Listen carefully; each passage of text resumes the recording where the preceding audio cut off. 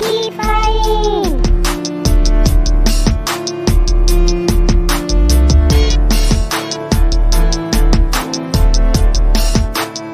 Gotta love it!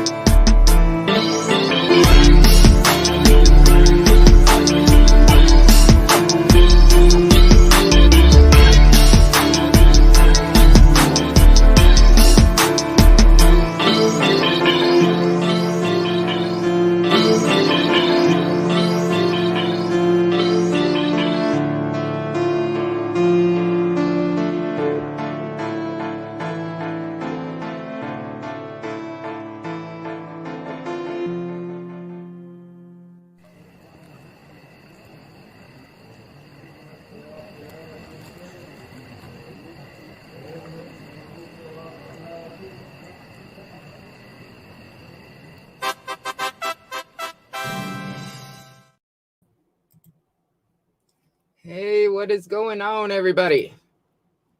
Hola, beautiful.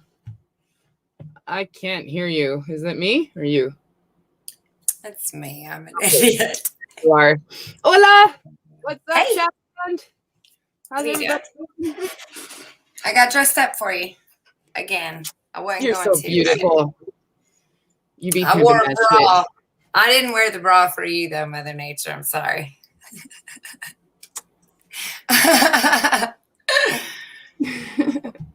What's up, lady? How you doing today? I'm doing well. Right on. Right on, right on. Yourself? I'm all right. Thank you. I appreciate it. I love your little hairpiece. I just blew up my screen to see you. You're so cute. Like, OMG, right, Becky? No. Oh, my God. My hair is totally fucked. I couldn't do nothing with it. So I was just like, you know what? This is why I love hats. Yeah, I wear a hat. I decided to do a headband today and do some little Yep. pieces. See, Like, and then you could get a ganja butt, you know, and then add that on your little fucking I totally. headband. I've got. I don't have. See, I make it with pins, and then you just pin it on there, you know. Yeah, this is one of my. Nice. I got. Right on. That's cute. That's made out of felt too, huh? Yeah. Nice. Yeah, these are made out of felt too. That's awesome. Somebody made me that. I've had this thing for like a decade, like a dozen years. I mean, it's really old. I see ones. That's cool. I love stuff people make me. Yes. Well, when you're an artist, you have lots of artist friends, and artist friends mean artist gifts. Exactly. Right? For sure, dude. Best presents ever.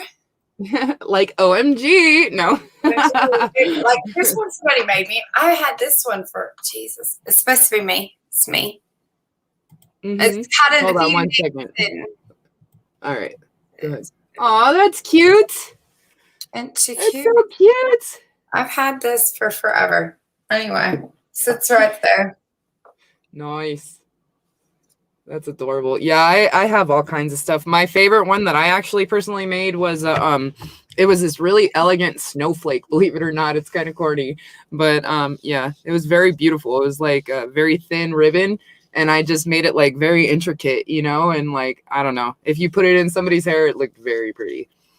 I snowflake. made a vagina clip. I made a vagina hair clip. Oh, nice. Nice. Yeah, I did.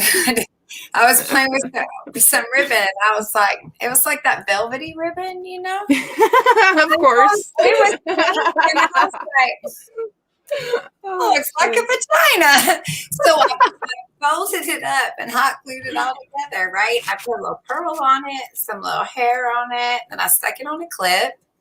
And then I put it was like 2 a.m. and my girlfriend. Can you please repeat clip with a P? Because it didn't sound like a clip. No, clip. Thank you. And I clipped it in her hair. And then I took a picture and I posted it. This is my previous life now. This is what used to get me in trouble. I posted it on my Facebook and I said, look, my vagina's in Steffi's hair. I thought that was funny at 2 o'clock in the morning, but all night crafted. Well, my ex said, that was funny. That was inappropriate. Thank you, Native Grammy. I appreciate that. She said you were both gorgeous. What is up, Uncle Surf? Yes, we got to say hello to all these awesome people. We got Mangring Gora for 20, Jerry, 24/7 Transparency, Truth and Doubt, Awesome Mofos, Gromies, homies, what up, homie? Dorito and the Lucha Cabre. Cheers, buddy. Tasha Burnett. Thank you guys for joining. I appreciate it. That's fantastic. For sure. It is, isn't it? Fantabulous. Is that a silk sheet? Oh, that's quite. What'd you say? Quite exquisite. Is that like a silk sheet back there? I'm behind you. It's like shimmering. Oh, this is my new background. I'm trying to work on blending out the background on my thing. But I was just like, you know what? I just need to start this shit and not worry about it. And so like I can go like this, but then it takes away my face. You see that? Right. Yeah. So then if I have a background, then it bleeds through, you know. Would it play? Do you need to play with light? There we go. Like patience or yeah, something? I need to figure it all out, and I didn't want to fuck with it, and so I was just like, fuck it. Just do what I gotta do really quick. Yeah. I just don't like it when it takes my face away because it's already like I don't need that, you know. I don't need it. No. So don't take your face away. Well, it's kind of funky, but I think it looks kind of cool in the background. I think it looks cool what it's doing. It's like this kind of. It's like shimmery, huh? I put some glitter. Like my daughter does some glitter. I put some glitter on my eyes. I don't think I'm doing that. Do you need more light? I think so. I did. Oh, it looks real pretty in the bathroom. Oh shit! Come on. Oh God! She turns off her camera. I'm sorry. I just had to show how pretty you were. All right. What's up, Dog Pound, Davy Boy? See, I don't like or anything. Maybe I'm a vampire. I don't know. Maybe. You know what? To be honest, dude, it took me a long time to get on the camera. I'm not gonna lie. I've been on Valentine's Day. I'll be doing this streaming shit for 3 years, and so It took me a minute to get on camera because if you were to meet my family or anything from before, dude, you would know. They would all say like, "What the hell? You're actually on YouTube? You're doing videos? What the you know what I mean?" Like, so yeah, I'm not the character to put my face out there like that. Definitely not. I don't even take selfies anymore and shit. You know what I mean? So I'm just like, whatever. You almost can't. Especially if you're pretty at all. It's almost like just forget it. Just forget it. Well, see, I don't have that problem, but it's okay. Yes. I ain't tripping. What's up, Masshole Grower? Cheers. Hey, Auntie, what up? Is this a Canadian show? Don't you wish, man? Canadians are awesome.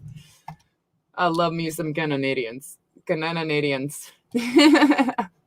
Land Raver, cheers.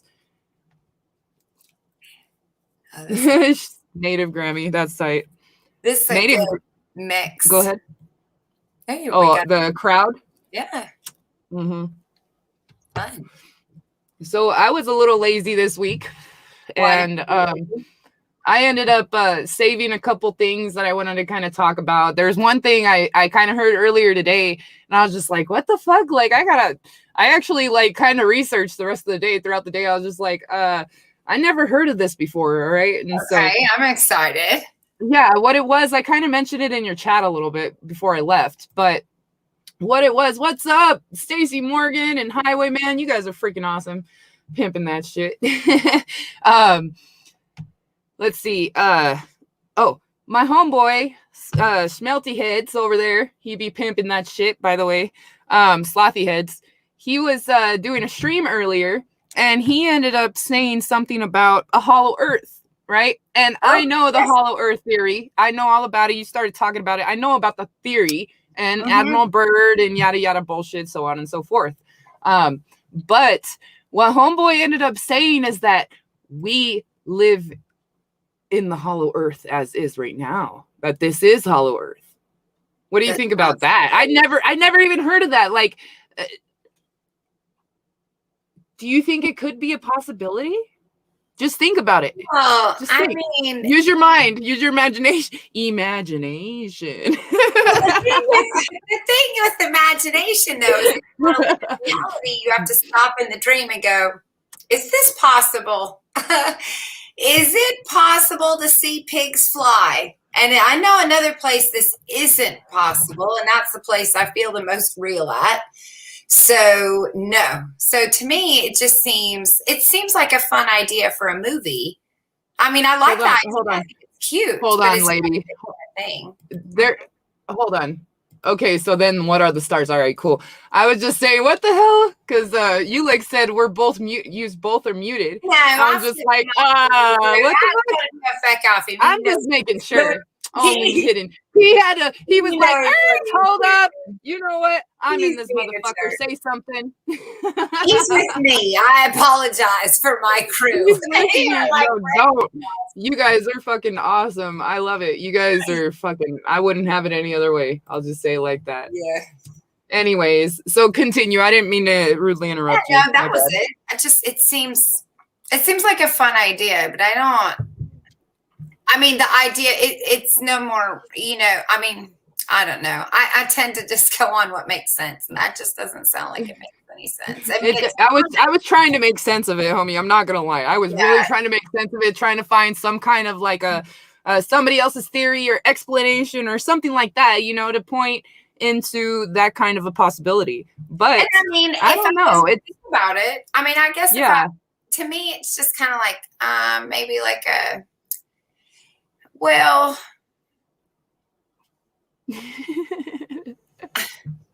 honestly, it's that rotten nature shit. It's a metaphor. It's a metaphor for being in the womb, is what it is. It's just a metaphor for being a seed, and we're moving on to another stage of development. We're about to become teenagers, for fuck's sake. Right? What's up, Oren? 4 scores and 7 beers ago. Cheers, homie. What up, John? Got Max Vision up in the motherfucker house. Pigs fly. Simpsons did it. Hey! The motherfucking Simpsons did it, so that must mean something, right? They predict the future all the time, right? Agartha, yes, I ended up reading about that as well. I thought it was kind of interesting. You know, like I never even thought of that being a possibility. I've heard of Hollow Earth and, you know, everything else and everything around that, but I've never thought like we are in the Hollow Earth. It's just something to think about, I guess, you know. What did you have to show us? Oh, shit. Did I lose you already? Uh-oh. I broke it at her. You took a handful of gravel pills in your teenage years and you saw Dumbo flying across the kitchen windows. Elephants can fly! To the womb theory, because only women have them. That's fucking...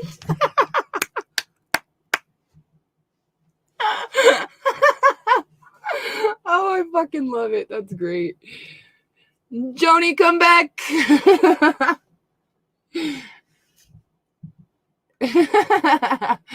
That's funny.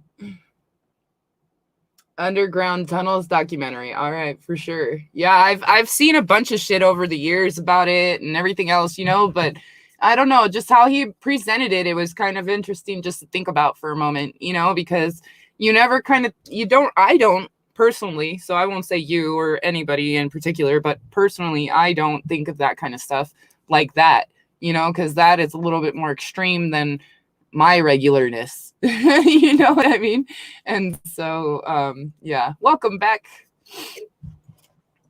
I'm back. I thought, I should have filled up my teeth. You're good.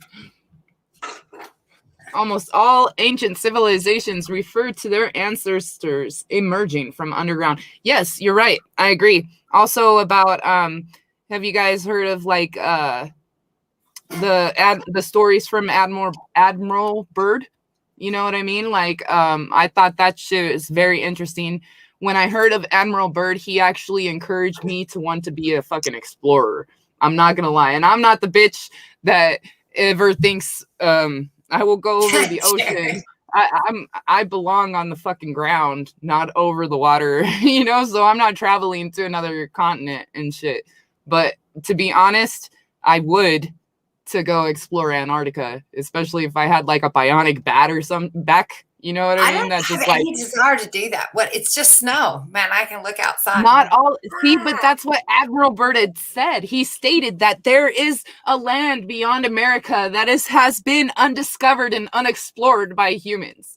You know what I mean? And this America like that is beyond America, yeah, this America beyond America actually has nothing but green fucking land, and there isn't snow everywhere. Maybe that's the what's that thing? The land of milk and honey. Is that what are they always searching for? They're always searching for something. I was just gonna say they're always searching for something, dude. Yeah, that doesn't count. No. But yeah. Yep. What's up, fighting spirit? What's normal to the sputter? I can't read the chat. I can't find my reading glasses. It's chaos to the fly. I know. I'm trying to go. I've made my screen a little bigger to see if I could see the chat without my fucking glasses. It's kind of hard. I won't lie. I'll just squint. Yeah, just squinting. Yeah, there you go. We'll both do the squint face, huh? Here, I'll put it on the screen for you. Hey, so we'll see my. Can you see it that way? Can you see it that way? Yes, I can. Okay. Remote viewed. Oh, okay, cool. Yeah, I have not. You haven't seen those? I haven't seen those. Nope. I would think. You know what? I'm not surprised by anything. There's a garden beyond the ice, he said. He saw mammoths. Yeah, he saw mammoths. Oh, wow. Yeah. The land of time forgot. Mm-hmm. Exactly. The land before time kind of shit with little fucking foot and the little yep, you know, kind of fucking, you know what I mean? Kind of shit, dude. That shit's tight. That's the only reason why I'm just like, I would be an explorer just to find that. You know what I mean? Dinosaurs and stuff. Homie. Yeah, right? And then they think that I'm gonna run you over when I get back down here. That's my favorite line in that movie. I love that. Right? What was I gonna say? They think that the Nazis, they think Hitler ended up running into the mountains in Antarctica and ended up, or Hollow Earth. That they think he went to Hollow Earth. And some believers also think that he went to Antarctica, to this land. Because well, then maybe there is a Hollow Earth, but we might not live in it. Exactly. Well, see, they've done documentaries on this shit saying that hella people ended up disappearing after the fucking war. You know what I mean? With Nazi Germany and everything, and Hitler was one of them, and they feel as though that they ended up escaping into either Hollow Earth or something like Antarctica kind of shit. See, they did. It was a tribe of very large women in pelts. Hey, ¿qué onda, Alex Fox? Bienvenidos. When we went there, we saw airships like saucers. That's what he said. Yep. They are dead now, frozen solid. Minus 50 degrees Celsius. What's up, Al? Welcome. Squinting a lot these days, too. Yep. You guys are awesome. Impossible. A U-boat does not have the range to travel under the ice. He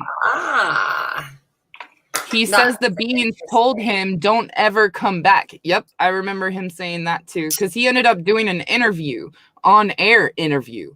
And so that's what kind of gives this a little bit more credibility than regular nonsense. Well, now there, I don't... this was even back in the day.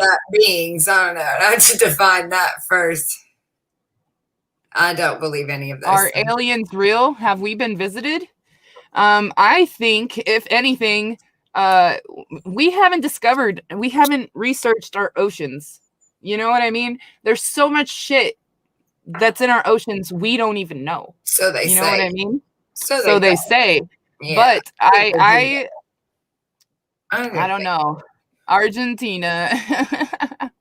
CERN. Right? Mormon flight capital.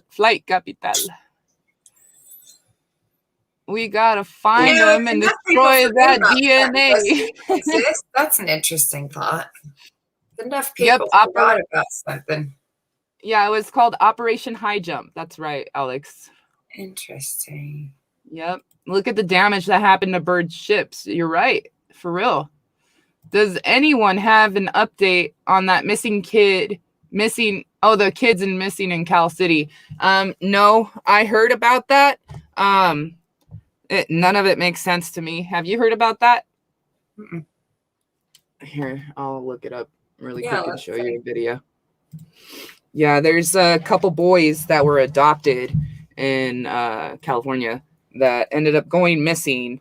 Supposedly the father ended up going to get some wood. The kid was playing in the back. The kids were playing in the back or something. I'll just get the video. Curious. Yeah. I heard a rumor.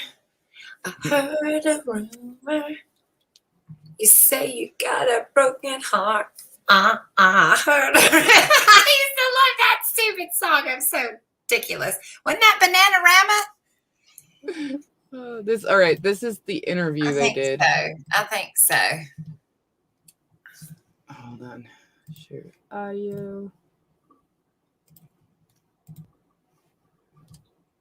What happened from their perspective. Well, Alex, I could tell you this. Speaking to the adoptive parents was incredibly telling, as for the first time since the kids went missing, they're telling us exactly what happened from their perspective. Now, it's also important to mention that the community here, a lot of neighbors told me that the parents have been virtually absent from all search efforts, raising a lot of concern out here in California City. But the adoptive parents told me that's because they've been busy with the police investigation, and that police told them that they don't need to be out there searching because there's already an adequate amount of people doing so. Can you believe that shit? And why would you even put that on the news? Why would you make them sound... Came back out. What an Listen. Yeah, you gotta details listen. the moment his two adopted boys, 3-year-old Orson and 4-year-old Orin, went missing Monday night from their California City home. Moments before, Wes says he was gathering wood to start a fire. I open up the back gate. I'm throwing wood, bringing it inside the house. My wife's inside. She was actually wrapping gifts, so we thought it was a good idea that our youngest two go outside and play with chalk on the back patio. Shortly after, Wes says he no longer saw the boys on the patio. He asked his wife, Jacqueline, if she saw them. She said no. That's when he says panic set in. I realized that I left the gate open, and I panicked, came inside the house, searched the house, me and my wife. Once that didn't pan out, I got in the van. I looked down the street, both directions. It was getting dark, getting cold. Wes said he That's then when it all called played the out, police yep. within minutes. Since then, California City Police, the FBI, and the Kern County Sheriff's Office have been investigating. Police searched the couple's home Tuesday night, then interviewed the couple at police headquarters. Meantime, multiple search efforts were launched, which continued Wednesday, including with the help of the boys' biological mother, Ryan Dean. She says she's worked hard to get her life on track and wanted to get custody of her boys back eventually, but now she thinks that will never happen and is blaming the adoptive parents. They did something. I feel like they did something and they know something.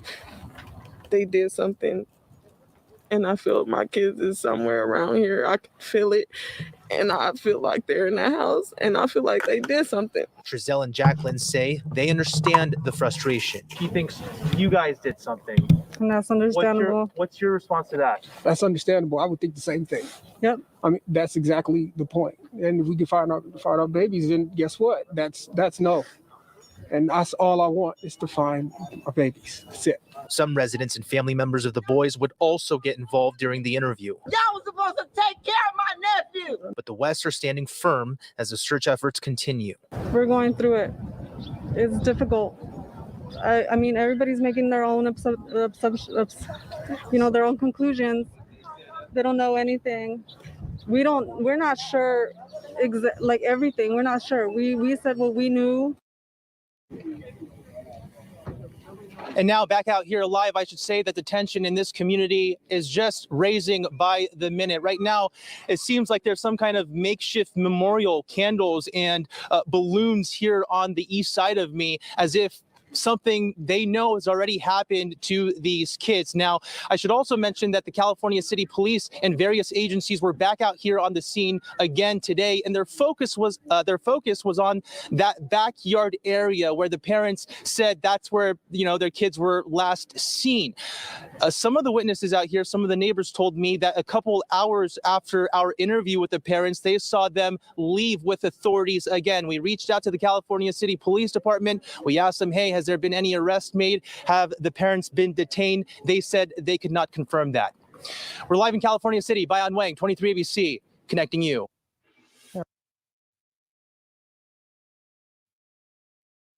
Crazy. Interesting. Very interesting. Yeah. So what do you get out of all that? What are your feelings? What's your gut feeling? I don't know. I see the outcome of it, so it's hard for me to have an opinion. Who did it and why it happened, but I can tell what it's going to lead to. So then it makes me. Then instantly I think, well, then was it intentional? Exactly. Yeah. Was this done so that we could? Yeah, I watched. Now you can't let your kids video. out on the fucking patio anymore.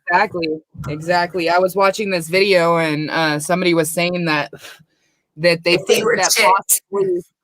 think possibly that the parents ended up neglecting them to where something happened, and that they ended up trying to cover it up. Well, I'll tell you this. I don't know though. Experience, and me and you will talk one day of what the news spins on their stories in order to sell. I already know. I have a personal experience, and it's not nice what they do to these people. But I know it's fucking bullshit. The only thing I think Jerry's right is we may in fact hear, I should say, more about these events. Because I would say this would happen more because truly they have an agenda. They're not going to stop just because we're on lockdown. It's hard for me to imagine that we still have people being abducted around the world today with all the surveillance we have. It's hard to believe there's even any crime left, but they're going to knock it out in 9 years and have it ready for us by 2030. So we only have to hang on treat us women and treat us women with respect. That's right. No more violence towards women in 9 years. Eradicated. No more poverty either. By the way, if you're poor, you'll be cured. You'll be cured of your poverty. Bill Gates has a shot to that. I haven't seen you in a minute. I hope you are well. If the parents aren't talking to the police, they probably did it. Well, see, that's what it is that the parents were saying that the police were in their place telling them, because they kept wanting to go out and search for the kids, you know, and the police kept telling them to stay out of it. Mm-hmm. Yeah, their police were telling them, no, you need to stay here, you know, in case anything like were to happen here. And we got good enough people out there working on it already. You know what I mean? Is they probably already are suspected anyway. So they need to have a way of how they're going to deal with them. There might be some issues. It doesn't necessarily mean they were bad. The fact that they even put that in the news story to me sounded odd because they contradicted what they just said with a legitimate reason, which means that they put that in there for no reason whatsoever. It made no purpose other than to create an assumption value so people could talk about rather not these possibly innocent parents. And so they're going to have that fun stuff to deal with. So, I mean, and it could be, but it just seemed seemed odd to me when you say something and then you say, well, that's not true. Well, then why did you even bother to say it? You're only given like 2 minutes to give your story. What you say is quite important. So if you're choosing to say that and contradict yourself right after, right? Why are you doing that? Why are you doing that? Curious.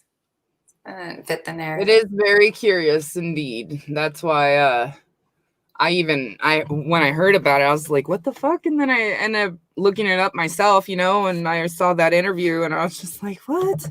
It doesn't make sense. But a lot of shit doesn't make anymore.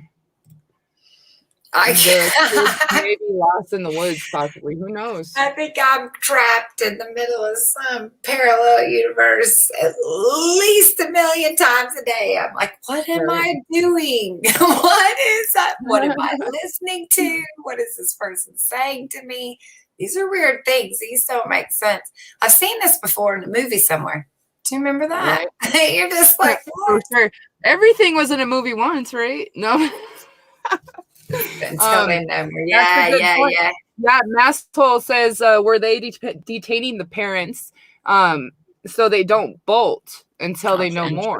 Maybe they want to keep an eye on them. I mean, there could be a reason why. I just think it's interesting they mentioned it. Yeah. Chuck Hunter Biden's laptop. You didn't see the whole story? Yeah, pretty much a couple boys just went missing. And babies. Those are babies. Yes, a couple babies. Yeah. Those are babies. Yeah.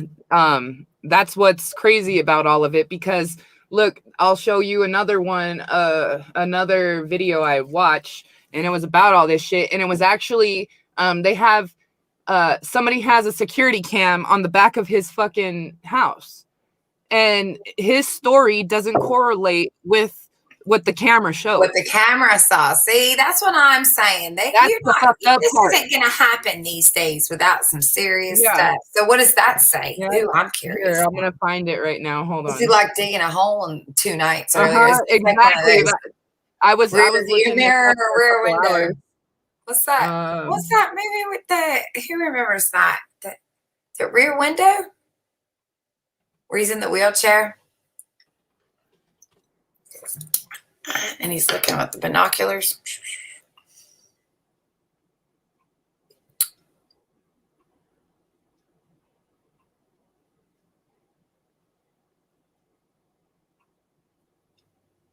Give me 1 second. Yeah. I must be careful. It's hard to know. It's really hard to know. It's a Crime. That's I'm Linda, really and hard today to know. we're going to be talking about the interview in the Orrin and Orson Welles statement. Some of you may disagree, and that's okay, but the way it was said and the timing. All right, this is the video I ended up One seeing of the that few showed times me that she actually looks at the reporter. The Can you hear reporter it? then asks, so tell us what happened the night the kids went missing. Jacqueline pipes in and says, from our yard. This to me is totally unnecessary. She says it and she turns Much away. love, Jane. Almost like she wants to make sure that that's what happened, is they were taken from the yard. I feel like that was a really odd statement. Some of you may disagree, and that's okay, but the way it was said and the timing of when it said, very odd to me. So tell us what happened the night the kids went missing. Okay. From our yard. Okay. It was cold. I was gonna make a fire. There's a lot of wood in this area right here next to our house. I opened up the back gate. I'm throwing wood, bringing it inside the house. My wife's inside. She was actually wrapping gifts, so we thought it was a good idea that our youngest two go outside and play with chalk on the back patio. Do not let them go on the dirt in the backyard. And keep them close. So right away we see Trezell prepping himself to tell his version of the events of what happened. He takes a deep breath, okay, and goes into it. He says he opened the back gate. Now, here's where the back gate is located, to the east side of their house. I've heard from commenters that the gate is meant to automatically shut. However, we don't know if he would have propped the gate to stay open, right? Just playing devil's advocate here. Now, here is where I wonder if this is why the FBI dug in the backyard. It's the line where he says, do not let them go on the dirt in the backyard, you keep them close. It's just a thought. Let's continue. So I was playing with chalk, and I came in the house. I saw them there. In one house, I came back out. I didn't see them now.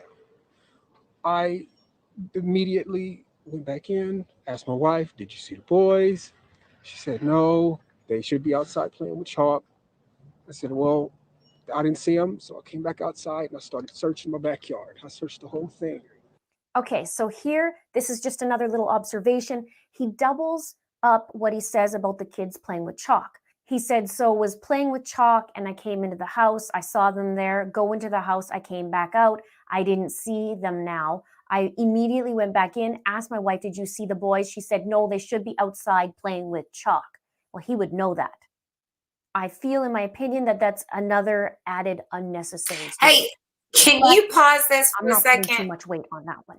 Some people will be that's what bothered you did. about. I've been sitting here talking to you going, why can't she hear me? What's up, lady? Okay, I need some clarification. So it sounds to me like, Oh, this girl Hey, wait. is thorough as fuck. She gets into it, homie. That's why I was watching. I was just like, damn. yeah, I like her. Yeah. It's good. But the question is that that when you say adopt, my mind has two ideas. We either adopt somebody in our family because they're unable to take care of a child or for whatever reason. Or They were adopted children. Right. Well, clearly that wasn't the case. It wasn't a family thing because they told the adoptive parents to stay away. That made me think that this was like a rich couple that had lots of money. And the show before the little video that I showed before this, it had the biological mom on there. And she ain't no rich bitch. She's getting her life back together. You could tell she was on drugs and shit. You know, she lost this her kids. couple right here, no. This couple does not fit the narrative I had in my mind when I thought of an adoptive parents. Yeah, no. I get you. And they have other children they've adopted as well. And this is what this lady, she gets into all of this, okay? They have other adopted children as well. And those children didn't go to like the grandmas or whatever the other children went to. Just the two youngest were with them. You know what I mean? So, and those are the ones that ended up Are they like fostering kids and then adopting kids? So. I need to find out more about these people because they don't fit the narrative of a loving family who's adopted a baby. And that's what she gets into it. Yep. I like Cool. this. Okay, She keep said, going. I I'll be like quiet now. I just wanted to make sure it wasn't the other one that thought that sounded You're nuts. good. What I see. Now the Thank question you. is, I wonder if the authorities saw any doodles, if they saw chalk there. Also, in my last video, I mentioned about one of the boys having a fractured leg, so it's kind of hard to play with chalk and just get up and walk away. Wouldn't you agree? And one more little tiny thing, Jacqueline actually nods her head throughout, but it's almost like, yeah, that's what you should say. That she just nods her head throughout. Next clip. I realized that I left the gate open and I panicked, came inside the house, searched the house, me and my wife. Once that hadn't pan out, I got in the van. I looked down the street, both directions. It was getting dark, getting cold, and I got in the van and I hit a bunch of corners. I went down this street. I turned my light on. I searched. I called their names. Talked to a gentleman on the street on the other side over there. He didn't see me. So the biggest worry in this clip is where he says, in his words, he says, that didn't pan out. He also uses the words, that's how that played out in this interview as well. I'll show you that pattern in a bit. Now, this is where it makes me want to ask, if it's only moments that the kids were gone, why are you hopping in your van? Also, he said, I went down the street, I turned my light on. So I question, is he just misspeaking when he's saying light instead of lights in a van? What lights? And why is that extra detail in there? It's odd to me. He says, I went down the street, I turned my light on. It's like saying I hopped in my car, I put it in drive, and then put my foot on the gas pedal. So it feels like an extra detail, doesn't make sense. And he's saying light, I put my light on, not my lights on. Maybe that's just an oopsie. What do you think? And I also just want to add in how he talked about the neighbor didn't see the kids. Neither did any of the other neighbors, according to the police chief. And then now let's get to the other clip. So then I came home and I told my wife, we need to call the cops. It's getting dark and I need help. We got to get going. So I called the cops. Cops came. First thing they did was tell us to stay in the house so they can get a hold of us. And they had us just sitting there and we wanted to keep searching. But everybody came out in droves. And I wanted to thank you guys that night, but we couldn't go outside. Now, I wish I could have been a fly on the wall to hear what the cops actually said to Jacqueline and Trezell. And this sentence is very interesting to me. He says he wanted to keep searching, but everybody came out in droves. And then he diverts the attention to the sentence where he says, I wanted to thank you guys that night, but we couldn't go outside. He says he wanted to keep searching, but then he uses the word but, which negates he wanted to keep searching. He says, but everybody came out in droves. So why would people showing up to help stop you from searching? You see what I'm saying? Have a look again. And we wanted to keep searching, but everybody came out in droves. And I wanted to thank you guys that night, but we couldn't go outside. Now, here is where the echoing that I mentioned comes in. Jacqueline will say something, Trezell echoes it, and it goes throughout the rest of the interview. It's very interesting. The cops told us the best are out here. The best are out here searching, and we appreciate it. And nobody ever could tell, we could never talk to anybody. And that was the issue.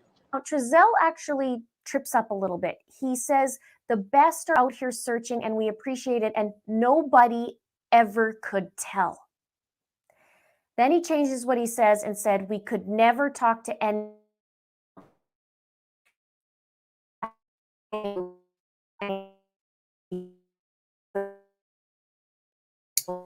I'm roboting. Is that me? Oh.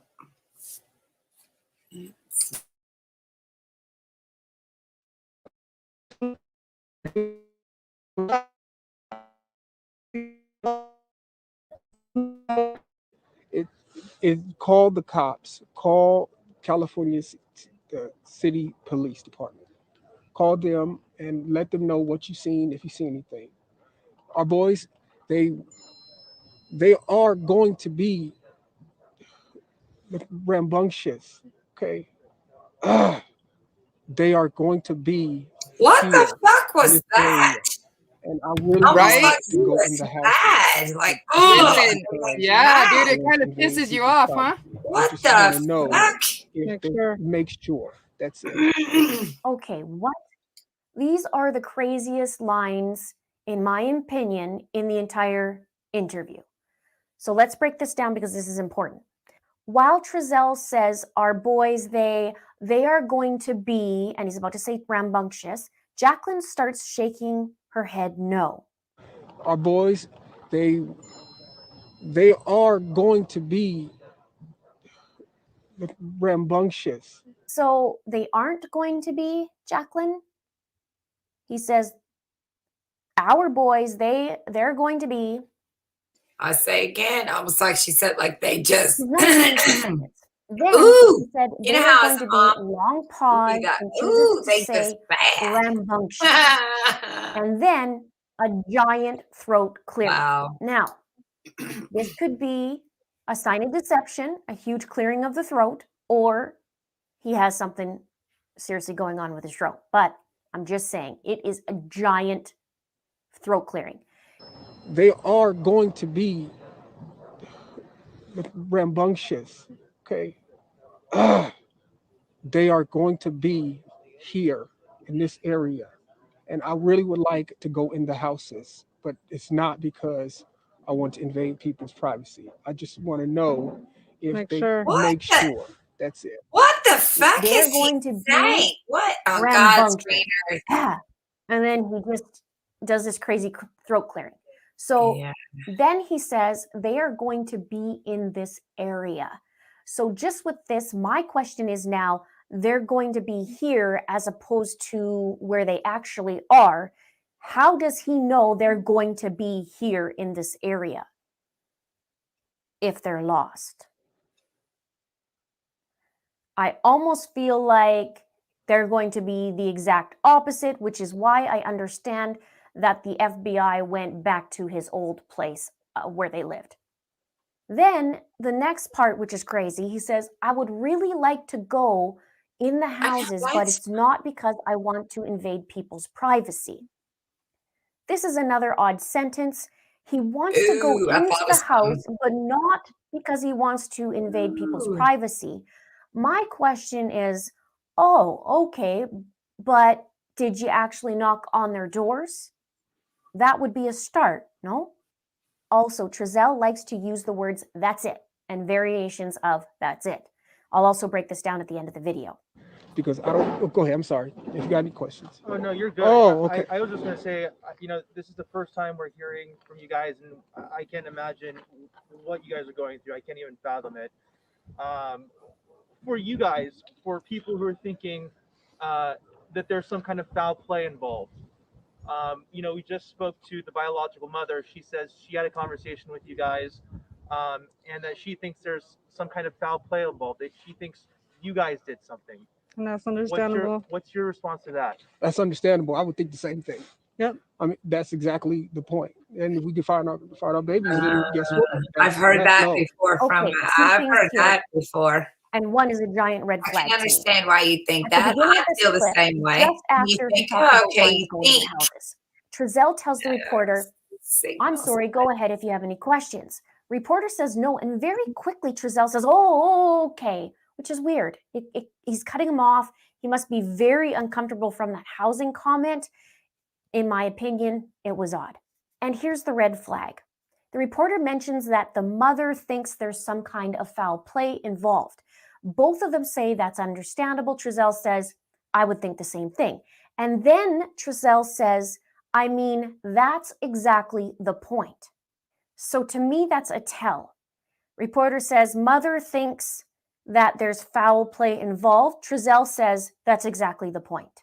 So to me, there is foul play involved. Let me know your thoughts in the comments below. And that's all I want is to find our babies. That's it.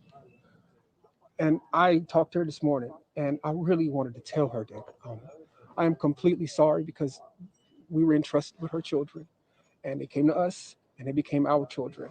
And we named them, and they are our children, and so we want them back. So please, if y'all could get back named on them, this. aka You we guys are took doing. ownership of them and they We became my should be able to property. get a hold of somebody, but they took all of our tech, so they wanted to, I guess, just rule us out, which makes sense. That's part of the investigation. So that's pretty much it. So, you know how I mentioned when he says that's it? Trezell actually has a habit of saying something that's not exactly truthful and then diverts the.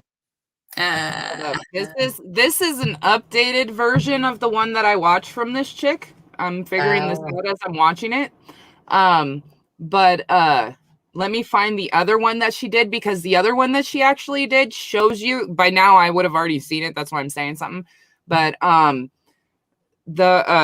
she ends up going over the footage of like where the house is, the surveillance of where he was walking back and send us forth. the link to that, You man. know? Let's go Yeah, take a peek. yeah, give me 1 second. Let me find this really quick, because yeah, she's pretty awesome, dude. No lie. All right, let's see here. Some crispy ass shit right there. Ow.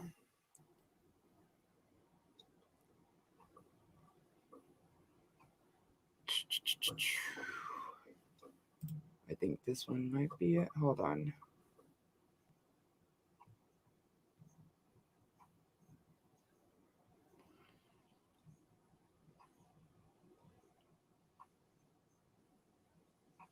Do you have like a really big computer screen? Hmm? Do you have a really big computer screen? Yeah, it's a TV. Okay, I can tell because you're like... I'm looking all over. Sorry. Mine's way too fucking big to me. I mean, I thought I'd want something this size, but now I feel like I'm too close. I was told as a kid not to sit this close to a screen. I was told you're supposed to be like 6 feet back. This thing is... I know, right? For real. Hey, I matched the look. I just realized my whole outfit matches like our background. Oh, it does? That's awesome. I'll look in just 1 second. I'm sorry. Oh, I'm no, trying don't look. Don't do it. I'm gonna. No. I gotta go to my history. Fucking shit. He did sound. He sounded sketchy as fuck, didn't he, Tasha? Ooh. Where are my tomatoes? There's up your butt. So much crazy shit. There's so much crazy shit online, dude. I'm telling you. Like, oh my God. I can't believe it sometimes. I'm looking at the shit that I've kind of like just went through and watched, and I'm just like, what the fuck, Nicole? Like, I followed this one thing for a while. This one girl had ended up murdered at some hotel in downtown Atlanta, and they had all these videos of her wandering around the hotel like she's in this stupor and all these weird things. Everybody's breaking all this stuff down. They never solved her murder, right? She's found frozen in a one of the kitchen things. You know, looks somebody from there did something to this. It was not a stranger. It was a stranger to her, but it was somebody. It had to have been. Yeah, because there's just too much. She wandered for such a long time. There were staff that were, would pass her, and come on, it mysteriously disappears and is cut in certain places. Who has access to that? Right. Look at I accidentally paused it on a perfect fucking picture of this chick. I'm like, whoop. I know, right? Fuck her. Fuck her. Fuck that bitch. What's up? Irish mama, choco bago, no more prego, but wanna be prego. Pimping that shit, lady. What up, Jasper Rocks? You guys are all awesome. Thank you all for being here and hanging out. I truly do appreciate it. This is the surveillance one. Okay. So and today we're going to be diving in. Let's get into it. Let's get into it. Do it. Oh, they're so cute too. Did you see that? Yeah, they are adorable little boys. I mean, no, that sounded bad. I don't want like no. I get you. No, I get you. They're adorable. Both Jacqueline and I mean, it just makes you think how somebody could do that. Little boys, yeah, Oren look at and they're Orson, cute. have vanished from the backyard that day as they were playing with chalk. Their 4 other children were at Grandma's house on vacation, according to Trezell. And also, according to Trezell, Jacqueline was in the house wrapping Christmas presents while Trezell was tossing wood. And also, according to Trezell and Jacqueline, that's when everything played out between 4:30 and 5 p.m. Tell us what happened the night the kids went missing. Okay. From our yard. Okay. It was cold. I was gonna make a fire. So a lot of wood in this area right here next to our house. Now, here's where Trezell is claiming there's a lot of wood in this area right here next to our house. What the fuck? This guy. Footage, how much wood is in this area. I'm questioning if he's ever made a fire in his life, because from what I see and what I saw, it's kindling, and that's it. So how long is that going to keep you warm from the cold? I mean, really. Now, here's a look inside of their house. This was taken from the house listing. As you can see, there is a fireplace in the living room. The fireplace faces the front of the home on the west side. Now let's show you what actually happened on the surveillance footage. At 4:12 p.m., Trezell walks out of his house and into the backyard. He walks over to the gate and you can see him bending over. He also stands there for a few moments. He goes back and forth from one side of the gate to the other, but staying close. I open up the back gate. I'm throwing wood, bringing it inside the house. Now, at this point, I'd like to point out that it's impossible with where he's situated that Orrin and Orson left the yard through the gate. I'm sure you would agree with that, since he's right there, right? So far.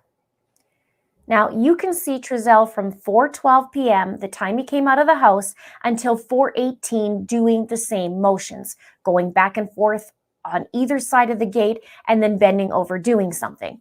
Now, at 4:18, the video doesn't show him going back into the house yet, but it shows him leaving the gate. And it was a little bit difficult because AV Watchman was moving his phone. So I don't have a clear point of reference on this. But I do wonder if this is where Trezell gives space so the kids have the opportunity to go missing in their story, in my opinion. Notable, there isn't 1 ounce of footage that shows any other person entering the property, entering through that gate, entering through that backyard. Also notable, no one is leaving the front yard. Now at 4:19 p.m., it shows in the video that he is in the yard. And in 7 whole minutes, if the children are playing outside, playing with chalk, they would create quite a little masterpiece though, wouldn't they? Right? A 3- and 4-year-old, lots of scribbles, having fun. Anyone out there who has kids knows how much can happen when given a crayon, a marker, or chalk in a short amount of time. So I'd love to see what the artwork actually looked like. Oh wait, what artwork? I really can't wait for the officer's body cam on this one. Now at 4:21 p.m., this is when I believe Trezell goes back in the house because it's starting to get dark and the lights turn on in the backyard. My wife's inside. She was actually wrapping gifts, so we thought it was a good idea that our youngest two go outside and play with chalk on the back patio. Do not let them go on the dirt in the backyard. And keep them close. So I was playing with chalk. And all right, I have to pause it for a moment. Why the fuck are they not allowed to play in the dirt? Does that make any sense? They have a fenced yard. They have a cinder block. A fence. That is a fenced yard. Okay, that's a fenced yard. Wall. This side over here. I don't know if you guys can see my. Can you see my house or no? You can. I do. Yeah. Okay. So this right here is the side of the house in question on where all of the wood was itself. This is the light that he ended up turning on to look for the boys. If you want, I'll go ahead and rewind that part so you guys can see you're it fine. again. Keep going. But you can actually only see his head just pop right here for a second, like walk over here for a second. He didn't search the entire fucking yard, dude. He doesn't look for him. He doesn't look for them. He does not look for them. And well, he's not expecting somebody across the way here to have a camera pointed at his house, I'm imagining. Exactly. Yeah. Well, then I think we've solved this mystery. Let's push Scooby-Doo. play. The house, Daphne. saw him there. You just Went hear how house, nervous he is came in his back out. voice. I didn't see him now. He's scared. Immediately went back in. Exactly. Asked my wife, "Did you see the boys?" She said, "No, they should be outside playing with chalk." I just So, want well, my I didn't voice see to him. come So I went up. outside and I started What was searching the that backyard. Susan Smith girl? Right? The At fucking no time in the surveillance did Trezell search the whole thing See? or even part of the She even thing. saw it. Exactly. And let's take a look at that yard again. This yard is quite big. It does not show him going around this other building, the shed or garage, whatever it is. Right. Doesn't show him Boys, going on the where are west side of you? the house, between the house and the fence. Nothing. Oh my God, I have a And that question. would be the areas to look if you The were neighbors hear trying to them look screaming for, for their a 3 and kids. 4-year-old. Because if my who's no daughter longer goes in the missing, you yard, better perhaps know on I'm be another side of the screaming, house. Where are they? yelling her name. And if you're searching the whole thing, then search Panic, the whole you thing. know. But nope, not Trezell. Now, I'd also like to point this out. He was only outside in the backyard for 7 minutes at this point. His wife is allegedly wrapping presents, and he only had 7 minutes of wood to do at this point. He Why had wouldn't he then just he finish killed it and him, then his wife or he sold do him, the or wrapping something. if Because it's that's just a not quick his gather normal some kindling? nature. But no We need would to we ask do that that question with because our the story is dog about goes to missing, get, for fuck's in my sakes. opinion. Yep. Now, speaking I mean, of geez. searching the whole backyard, the FBI No, made some not digs buying in it. that backyard. Here's a picture. It doesn't make any What's sense. really odd to me are the types Yeah, of holes listen, that were dug up in listen. the yard by the FBI. In the surveillance, he stayed over near the gate. Notable is where the holes were actually dug. So now I'm very curious as to what made them dig at that location and curious as to the types Why? of holes they dug. I realized that I left the gate open and I panicked, came inside the house, searched the house, me and my wife. So at this point, Trezell was outside from 4:12 to 4:21, Look in the which was present. 9 That's minutes. a good Then idea, he goes Jerry. inside, allegedly to search for another 8 Buy the boys, minutes any. with his wife. At 4:29 p.m., the light goes on in the front of the house and then it goes off. Here's where it gets weird. At 4:30 p.m., in the interview, Trezell says that this is where things started and played out. At what time did you guys notice your kids went missing, and at what time were they reported missing to the police? It's about, I believe, I think Right. it was about 4:30, going on 5. It was getting dark, like I said, 5-ish. 5-ish. That's about it. That's when That's what I everything thought. played out. Yeah. And coincidentally or not coincidentally is the time the lights start flickering on and Yeah. off. For 20 seconds, the lights turn on, then off, turn on, then off, and then turn on, and then turn off. So for a total of 3 times. No kids left the house, bro. No kids left to the back. Nope.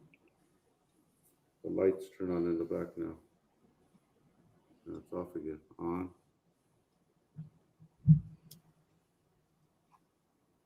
Off. On. What the heck? And what's the story with him just standing there? Off. Now that it's off. Weird. Then 2 minutes later, the light goes on in the front. That's quite the search, right? Now, Trezell then says he panicked when the kids were gone, but then he goes into his van at 4:33 p.m. He doesn't search the front of the house, as I mentioned in previous videos. Notable, he goes in the passenger side, climbs into the driver's seat, and then drives off. He searches for 6 whole minutes. And This then comes is back at somebody 4:39 else's p.m. and surveillance calls the behind cops. their He house, hangs pointed out at in the their front house. yard for 13 minutes. Yeah, and it's being And I'll recorded with reiterate the Trezell's camera. words, It's Yeah. steady. and that's how Camera's everything not played out. steady, so it makes Yep. it look And like it's moving, but Jacqueline, it's as not. she says, is going through it. That's about it. That's when everything played out. We're going through it. Play it out. Notable as well, 0 searching by Jacqueline. How lazy can you be to carry out this plan? Not even an effort or a fake Not a attempt to next search. door. I would have Agreed. been, okay, you If go you get in the two car are and Right. go capable next of door. this, then I ask, what have they done to Yelling these their other name. children in That's their weird. lifetime? Now, I'd also like to know if they had car seats in that van or were they too lazy to carry that out as well? Also, I want to point out, Trezell spent more time gathering kindling than he did looking for his children. And that's it. That's about it. So now I have some more questions, and I'm sure you guys do too. First, where are the boys? And was the visit to Grandma pre-planned or was it last minute? What were the flickering of the lights all about from his house going on and off? And why this day? Why Monday, which in a lot of cases, scary things happen on Monday in true crime for some reason.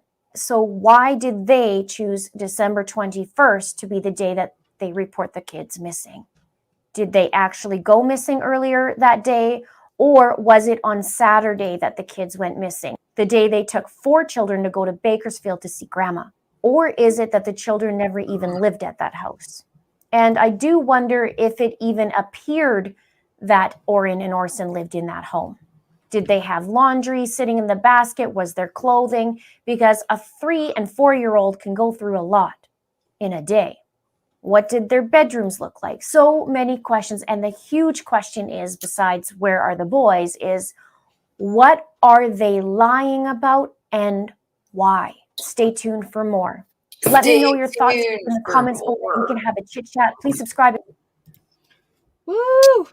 Left her off on a good fucking picture again. And Grammy does have cameras everywhere. Too bad when she ended up getting her car, somebody hit and ran, you know, and so her car got fucked up. And Native Grammy, the lady I live with. Man. Yeah, that's the lady I live with. And so her car, somebody hit and ran, and fucking it was almost as if they kind of knew the angles of the cameras because they stayed out of it. You know what I mean? Like they ended up hitting the car, blocking the fucking driveway, fucking the car up and indefinitely, and ended up they backed the fuck up, turned around, and went back the way they came. You saw it in the snow. Oh man, who does that? Crazy people. If you ask my daughter, well, no, think about it. Like if it was an accident, Joan, think about it for a second. Be the logical analyst you are. Okay, I'm on it. All right. If somebody is just going about and it was literally just an accident, a hit and run, and it was accidental, it was not intentional. Right. Why wouldn't they continue to go forward and keep going straight? Why would they end up backing up and turning around? And like I said, well, Native maybe they does wanted to have go back cameras everywhere. They probably wanted to go back home. I knew somebody. We had an accident happen in front of our house. My husband and I at our other house, and this car. We've had a couple there, but it went down the hill, smashed through the neighbors, this, that, and the other, did a U-E, and then went right back up the hill again, back to its house, and waited because it knew everybody'd know its truck. I think it wanted to get out of there, out of Dodge. Right. You know what I mean? And so that's the reaction that they come up with. Is just, okay, just, you know what? Not a good day to go anywhere. I'm going to go back home. Yep. And I think that's what they do. Yeah. I think it's a good thing that they do that. They get caught easier, but I think it would just be a panicky thing. I'm sorry that happened to you. It sounds like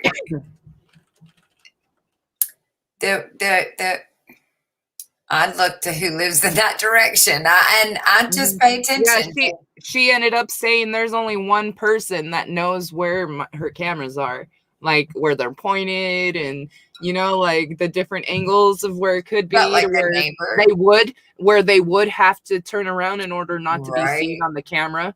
So if they'd gone forward, the cameras might have seen them. They would have. Oh hell yes, hell yes. That's interesting. Yeah, that has an element of mystique. Exactly. That's why it's so fucked up, and it's like, man, this is Native Grammy. Mm-hmm. Yeah, Native Grammy is pretty awesome. It's like really awesome. It's like when you find one of those coincidences that's just way beyond coincidences. You're just like, what? For real. No. What's up, Jane? Yeah, and they both seem suspicious from the start. Tasha said, I agree. I think, what is your inclination about the situation? I think I'm in agreement with the crowd. I really do. Clearly, that's some fucked up shit. And I think, I think you're absolutely right. It's interesting. It's an interesting channel. It is. Oh, she's awesome. It's a Crime, I believe, is what it's called. It's a Crime, yeah. Okay. Yeah. She's pretty awesome. She's thorough. You know what I mean? She's like you. She gets into it like us, you know? So, yeah. Right back at him, Dog Pound. Thank you so much, LD. Oh, no. Oh, here it is. Oh, there it is. Yeah, I like that. Unfortunately, today's news is tomorrow's Netflix. Any more clips of what, like, the missing boys and stuff, or no? Here we go. Oh, this was I was just sharing my screen so we'd have it ready. You don't have to put it up yet. That was I have my headlines for the night. There you go. You're all big now. Hey, look, there we are. Oh, it's so cute. You don't even know, dude. It's so cute because I literally did look like that as a little girl. The little fucking like light ass blonde, thin hair like that, and I had little chunky cheeks, and I'd look up, and I had the big eyes, you know, and I would do that kind of shit too. It's funny. Stick your tongue out, make the face. I was actually a cute little kid. I don't know what happened. Oh, stop it. No, I'm totally the girl in the back. I have multiple pictures of me making that exact same face. It's one of my favorite selfies to take. And cross my eyes and stick my tongue out. Right. I think it's funny as fuck. Yeah, that's totally what did you want to share with us? Remember when mom took that picture? Remember when your mom took that picture and I was like photobombing you? Ha! We made faces. Oh yeah, you remember? For real. For real. My this is gonna sound cheesy, but I'm one of those people that can have fun like this in my life, and so it's really awesome. But like we just pretend we've been married for like 37 years. Who says that we had to? So basically, like I can't remember the dates. Thanks, guys. Like he does. But what he did was he added up like the difference between the years that he got like married, what year he got married, what I got married, and then we met him in the middle because he's 11 years older than me. We like met in the middle, and then that was like our wedding. So that's like, so we just act like we're some old, been married like 30 years. Yeah, I talked to you about that already. Mm-hmm. Yeah, I like it. So why can't we just have been friends since we were like in school? You know what? We can use our imagination. Because I knew girls just like you, though. I knew. And you know what? Look, just like you. Look, Joan, I got to tell you something. YouTube years are different than real life years. Exactly. They are. So in our YouTube years world, we have. There you go. That's true. Like dog years. Mm-hmm. Well, I don't have a problem with that. I think that's kind of fun. I think it's kind of rad to be like, because to me, your behavior, I mean, this is just how my mind works. Again, I'm weird. This is me, my personality. So everybody becomes, so if I met somebody like you and like, you know, a previous life, like in school, and I was really attached to that person, then I meet somebody that reminds me of them. And then I'm like, oh my God, I met a Danielle. I got a Danielle, you know, like a repeat. Yeah. I get all excited. So, yeah. That's funny. And then you get people like mixtures. You know, they're like a mixture of people. They're archetypes. Humans are just archetypes with their own unique quirks. And so once you identify archetypes that you're drawn to, then you find quirks that are interesting and you go, hey. It's the law of attraction as well. You know, what you put out there is what you eventually receive. You know what I mean? So when you are consistently getting nothing but bad shit handed to you and your shit is just negative all the time, when you change your mind and change the way you think, that shit will change too. You know what I mean? Because you putting out there all that negativity and all of that shit, constantly sitting there like, oh shit, this is gonna be what happens next, or man, this is what's wrong right now. You know, when you're more grateful and you're appreciative of your situation and what you have, that's when you actually end up in abundance, and it comes to you even more unexpectedly. You know what I mean? Having gratitude, and being gracious about it. You know what I mean? Not sitting there flaunting your shit, not being all fucking like boasting, like, oh, look at what I got, look at me, and it's like, fuck you, bitch. You know what I mean? Like, come back down to reality a little. You know what I mean? But yeah, anyways, some people's kids. That's that balloon, that up and away. The balloon come down from there. Get down from there. Right. Calm down. Calm down. Yep. Hey, yo, we're down here, homie. What's up? It ain't good up all the way up there. And we're not going all the way up. No, nothing. You know, one of the coolest things we ever did was get to look down on things. Like, wow, things look so different from up here, and it's almost a bird's eye view, right? I'm fucking scared of heights, homie. No. That's right. I'll do the height. Good. We make great roommates because I'll clean out the gutters and you can hold the ladder. How's that? Right? Okay. There you go. Sounds good. I'm totally down for that, because like my back probably wouldn't be able to take it so much, but I'm sure you could get up there, and I'm stable. You know what I mean? Like, I'm a stable chick. I'm that big. I am a tall chick, dude. I'm 5'8", so I'm gonna like, you can already tell by the screen, I'm gonna already fucking tower your ass. You know what I mean? That's gonna be amazing when we hang out, because you just made me think that's so true. To be so tall. Oh god, I can reach the shit. Interesting. I can reach the shit on the very top shelf at Walmart. So what? Oh man, I still need a friend like you. I got one of them thingies. I don't even need it. If I really have to, I just stand on my tippy toes. Okay, it's official. We need to like Golden Girls it up. We need to find some other women. Golden Girls it up, and then that way we have you. You can reach the jars. We need a dude, a pool boy would be fun.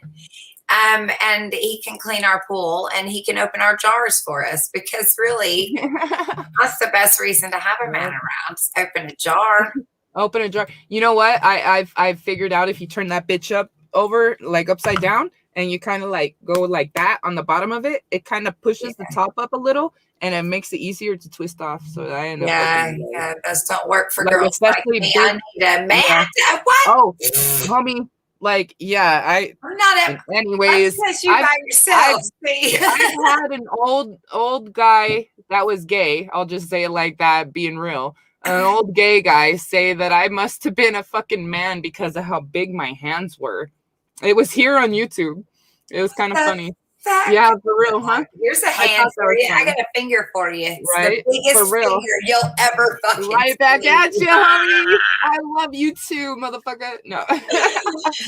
But learning from your miserable past and putting it behind you doesn't ever change the negativity that transpires from others when your story is told. You're right, my friend, but you know what it does is it ends up teaching you a lesson to help you not repeat the same bullshit and same mistake over and over and over, so you can move on and you can experience something new in life. You know what I mean? You're not just putting it behind you. You're learning from it, you're growing, and you're moving on. That's one thing. You know, that's why people try to say it's not good to hold grudges, yada, yada, so on and so forth. You know what I mean? But it shit happens, you know, but it eats away at a person, you know? So I'm just saying, I love you said that, truth and doubt, but I'm just trying to help you out. Like, everything is an experience.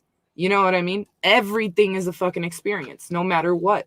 And that's what life is about, learning different experiences and how you're going to handle them and come out in the end. If you're going to end up overcoming it for yourself, or if you're going to actually sit there and let it overcome you, you know, because if you let that shit eat you up, man, that's what makes it to where people get depressed. You know, that's what makes it to where people end up getting fucking stuck in a place, you know? And I speak from experience. That's why I say this, you know? So Well, you hit on something interesting. When we have something really crappy happen to us, I mean, it's interesting that you said that because I'm thinking about my own life and how I could take what you said and apply it to myself because I like what you said. And I was like, I do the same. Yeah. So like I got handed some shit and I could have wallowed in it, which I was doing for a good bit. I'm really good at that too. When I throw a pity party, it's a rave. There's bubbles, flashing lights, fantastic. There's like men in uniforms,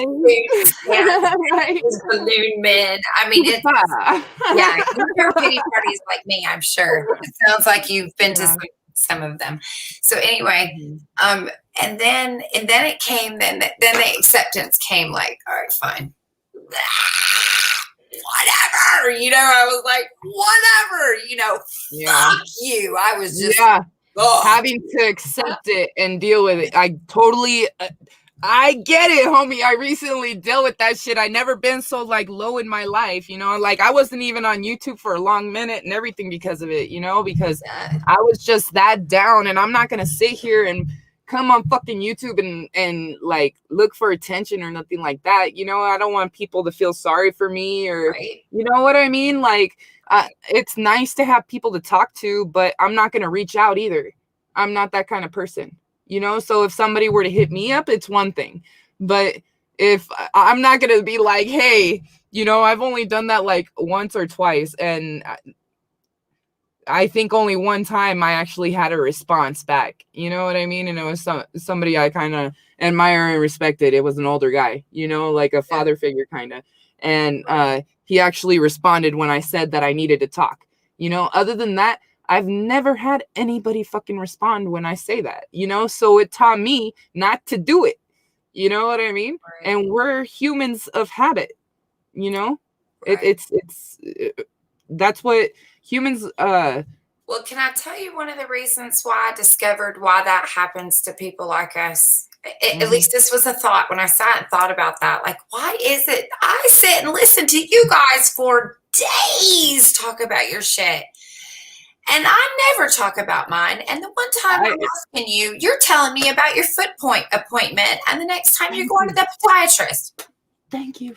And I'm like, can I get a minute of attention? Okay. So it's not even me. So I don't even talk. No. That's another reason why I don't talk about myself or like boast or be like, oh yeah, look at me, I'm so pretty. Fuck all that shit, homie. Here's why I think this happened. So when I think about it, so I'm thinking about it on the terms of like behaviors. So I'm thinking about it in like a mass group of people. Let's just call it mind control, if we will, just for the sake of this. I'm not saying like mind control. I'm just saying we're all at the same line. And so when the normal world, not you and me, and probably not most of us in here, the normal world, we don't look, what we see is not what they are. We see them and we go, that's crazy. But in their world, that is real. And so they live in a world where they have problems daily. And if they're not talking about their problems, they're talking about whatever reality star on TV. Or they're fucking repeating themselves. Or they're repeating themselves. They're desperate. They like need that attention. They don't realize that it's kind of narcissistic. Well, of course they don't, because they're teenagers, they're kids. So like my sister-in-law, she knows I hate the phone. She knows I hate the phone. And yet she will call me and I don't answer because I already know if she's calling me, she's gone through her entire Rolodex. And nobody's, I get it. Right? So I don't even feel like it's important anymore, because then when it first started happening, I thought, oh, well, if she's calling me, it must be important, right? Because she knows that I don't ever use my phone. And so then, and then she'll text me something, but she always texts me with a question, like what size does Boo wear? I've told you what size she wears because she's like the shoe fairy, and she's the one who supplies our shoes and some outfits. She's the girly girl. Yeah, I don't buy clothes for her. I don't buy clothes for we when they're all given to us or donated or whatever. We have totes from people who give them to us. So damn, that's tight. Yeah, and but anyway, I wish it was like that for my older girls, dude. Because I tell you what. A fun closet. Could you imagine? I wish, you know what, to sew, like I save all her clothes and I have tons of clothes. People give them to me. I see them as fabric. So the cooler, even, you know, I just like, oh, that would be right. I can do things with that. Cheers, my friend. And then, but what happens is that because they live in a world where that is what they do with each other, and we live in a world where that isn't. We live in a world where I will just assume you're like me, just based on what I know so far. But who you could be literally on the floor in a fetal position and be still questioning whether or not you wanted to call your BFF on the phone and get some help. Right. I'm that way. I'm like, fuck, I can do this shit. I don't know. I don't need to involve anybody. And here's where I feel like this is where the idea of ghosts come in, or spirits that speak to us. Because my own experiences, it's like I can be going through something and I'll be like, this is something I should call my dad about. But then I have to hear a lecture from my dad. So when I think that, I just go, I already know what he'd say. I know what he'd tell me. So if he had passed, I would have that same idea. It's basically just listening to my gut, or like. Have you ever heard of a spirit box? I have. Mm-hmm. Yeah. Have you ever tried to use one to speak to him? No, I kind of think they're silly. Yeah. I have one on my computer. I think my dad shows up in other ways. I'm starting to recognize them now, but I didn't know the symbols like I do now. So now I can kind of think. I'll tell you one thing. There's an uncanny, similarity. There's some things that are interesting enough. I never actually met my birth dad. I'm talking about my stepdad. He's still alive. My stepdad is. But if I call him on the phone, I have to hear a lecture, and some scriptures. And so I love my dad to death though, but I already know what he'd tell me. My dad's very wise. He's not he just still he believes the Bible he takes it at its value for him. So he doesn't even consider the fact that it means anything other. He doesn't believe in the prosperity God. He doesn't believe in, he believes in just the 10 commandments and you do right. That's it. Yep. So he's harmless. No, I get you. Anyway, let me share this now that I've really, I just feel very awkward right now. Can I just share my,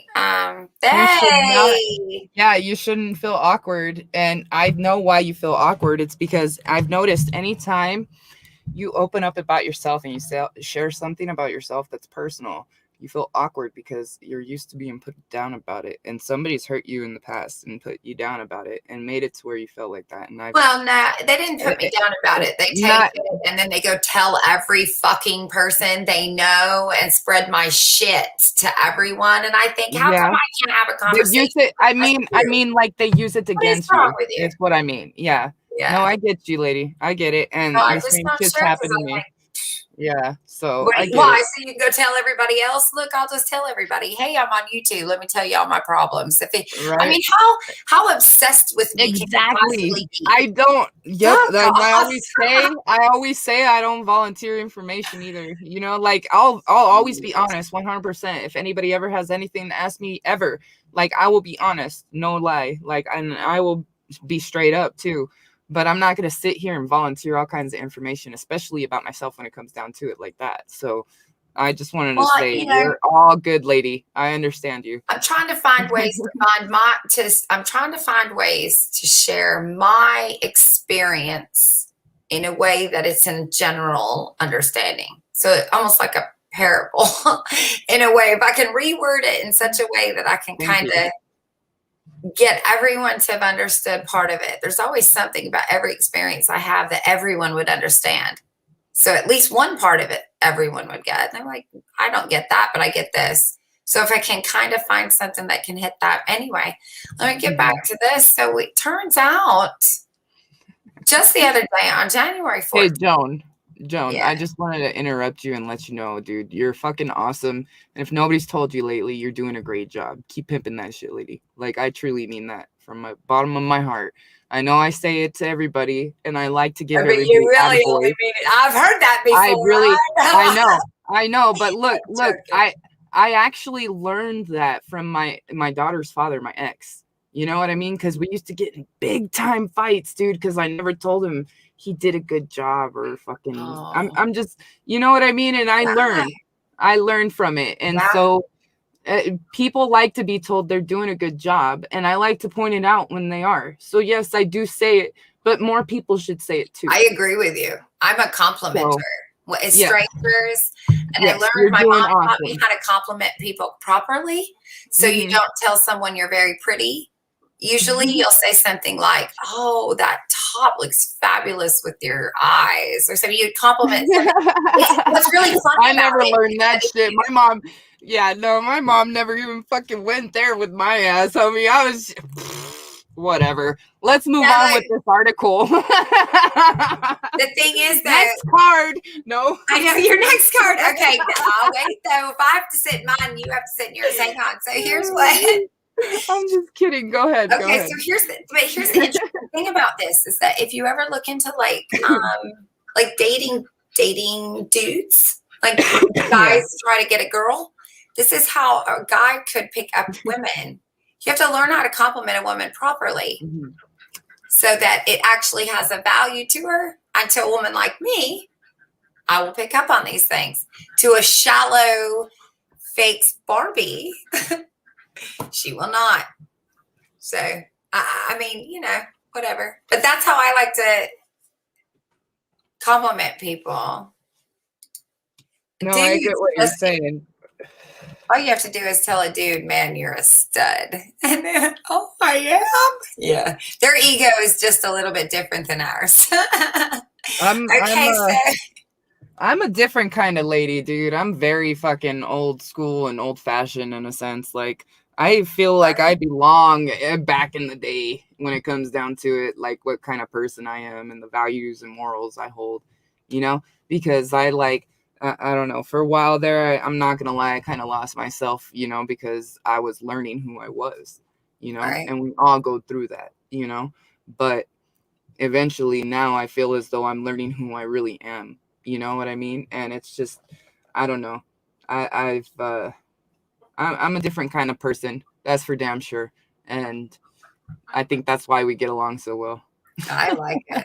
I like our friendship. So, yeah, you're awesome, lady. Now let's see what you're going to tell us. All right. So I found this article interesting. So it says a pigeon survived an 8,000-mile journey from Oregon to Australia. Authorities plan to kill it. What the fuck? Why? What? From Oregon to Australia? That's like me sending a note to a homie in Aussie land, homie. I got some. Okay. That would be tight. Dude, I gotta figure out how to do that. Send a Jordan fucking. Oh my god, dude! We've got a little tiny backpack on it. Yes, dude, we gotta get weed fucking pigeons. Oh my god, you just gave me a great idea. But shit, that's so sad. Why are they killing it? Because of the coronavirus bullshit? If you just come down a level for just a second, I'll tell you. That just threw me off for a second. I was like, wait a minute, they're gonna kill it. What the fuck? Okay. Hold on a minute. Oh, wait.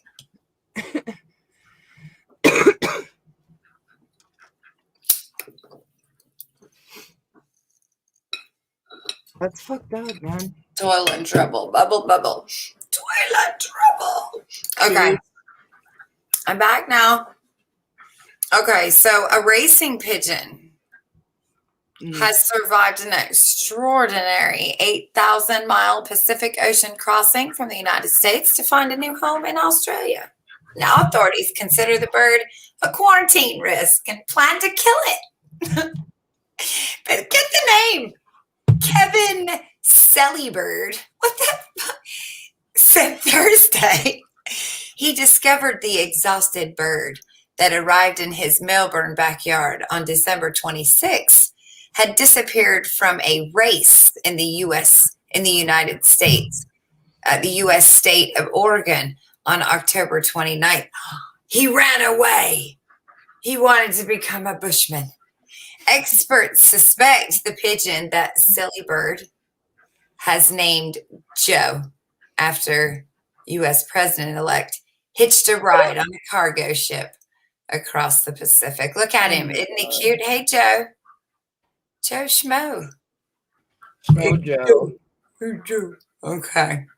So Joe's feat has attracted the attention of the Australian media, but also of the notoriously strict Australian quarantine and inspection service.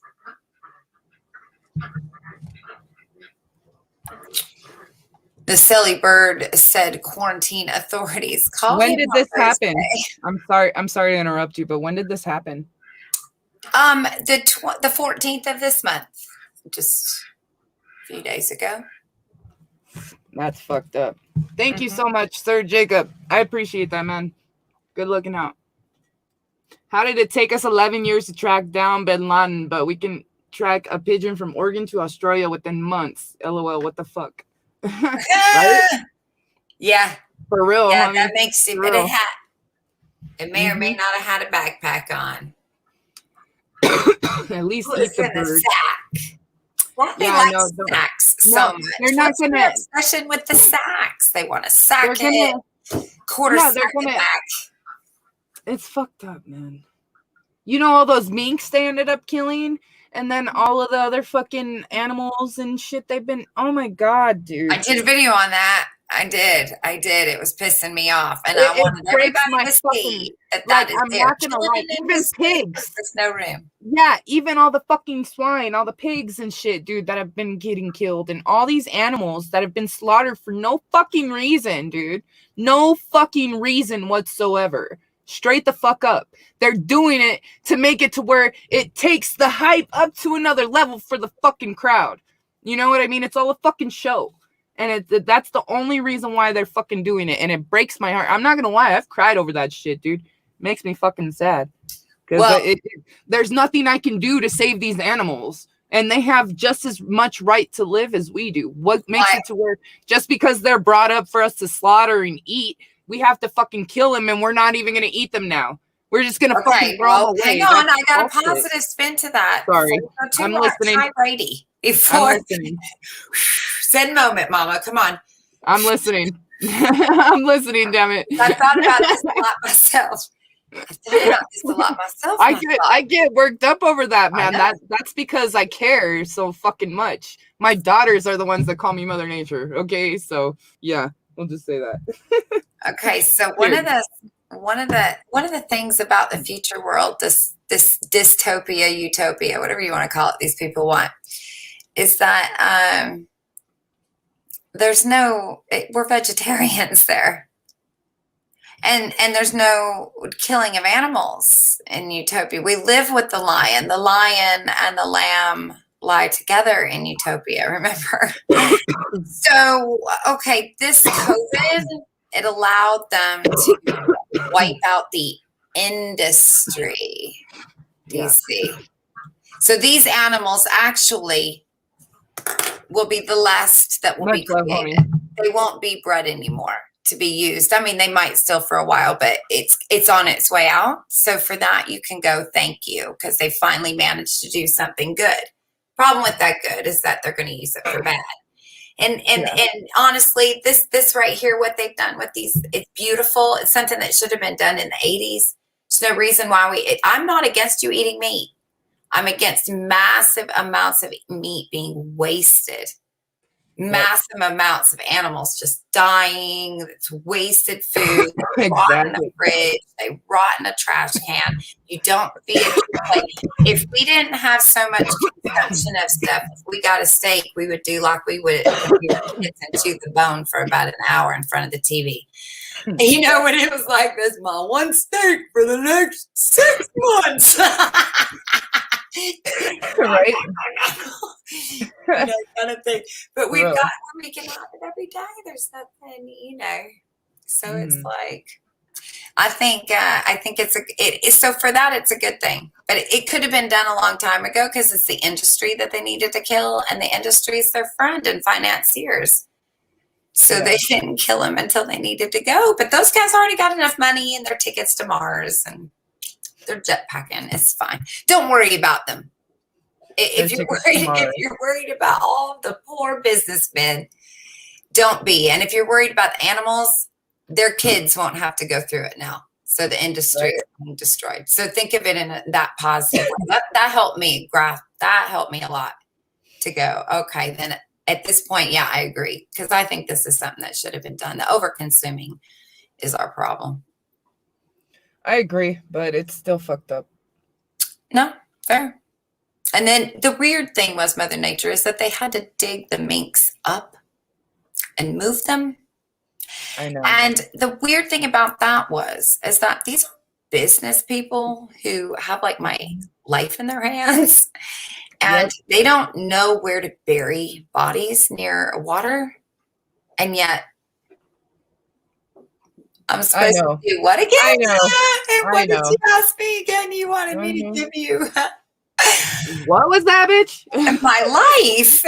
You can't even take care of people when they're dead. What's that? Well, just what's the matter with you, huh? What's the matter with you? That's great. That's great. And then, you know, there's this thing going around.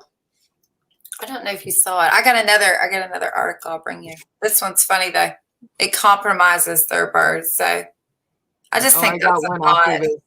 Yeah, I got one after you're done presenting what you're gonna show. Oh, do swap them right now so I can look for it. Go ahead and swap my screen. Sure, because I think what I got is this kind of stupid, funny, dumb shit that I was gonna put at the end. I like to take raise the spirits because anytime I do a stream, normally I end up getting down into it, especially when it's streams like this about presenting news and things like that, because honestly, a lot of people aren't straightforward with a lot of shit. You know what I mean? And they like to make propaganda and make things look all flared up so that it looks more attractive and more people are drawn to it because they want your money. It's all about money. And I fucking, oh man. Anyways, just saying. So I like to lighten it up before the end of it all. You know what I mean? Yeah. And get something kind of funny. I know. Hey, Hooey. I see Hooey came in. He just woke up. Uh-oh, I'm frozen again. This is one. Oh, shit. This is great. Hold on. All right. This one is from one of the ones that I was going to show. And it's from Perth Observer. Lovely, awesome, famous Perth Observer. Love that lady. And so, yeah. I love her voice, too. So that's what makes this more interesting. Condom. Oh, Jesus. Oh, this is going to be good. I don't know what to say.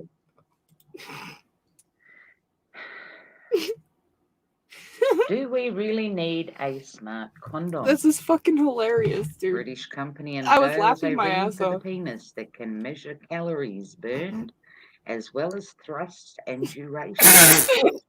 It's even better listening to Perth read it. That's cracking me the fuck up. I know. Listen. Have we gone too far with fitness gadgets? This is fucking great, dude. There it is.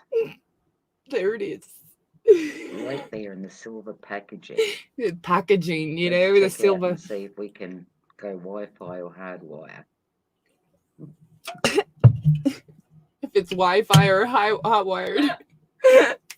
What up, perps? It's called a Fitbit.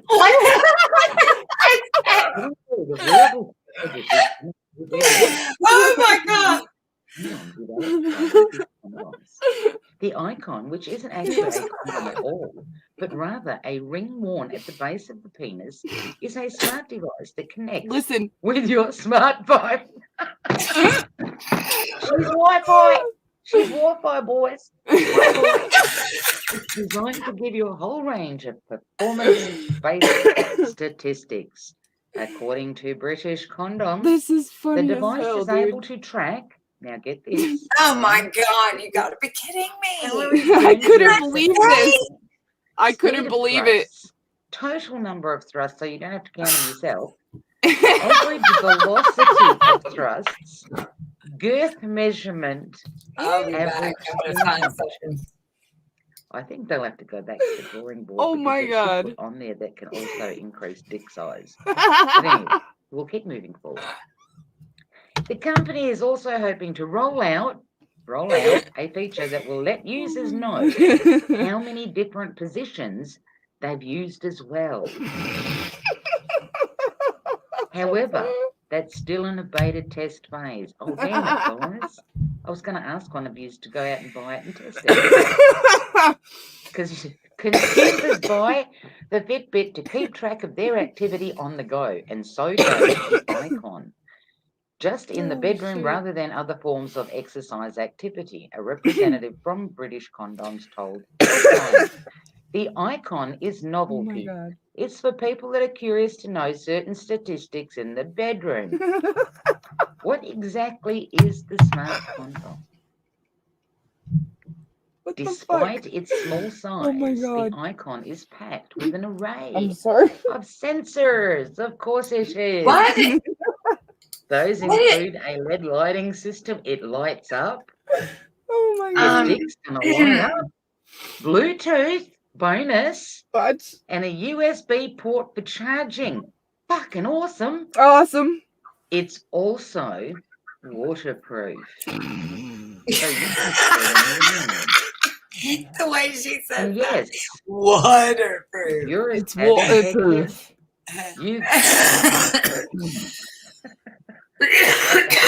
I'm trying to be serious. We're partly serious. We're just fucking with it. Jesus. They've got you covered. See? They've got your head covered. When it comes to keeping your sex tricks private. The company representative says the data isn't given to any third parties. Of course not. And the ability to share the data is Cheers, up to everybody. the user. Welcome, Paul.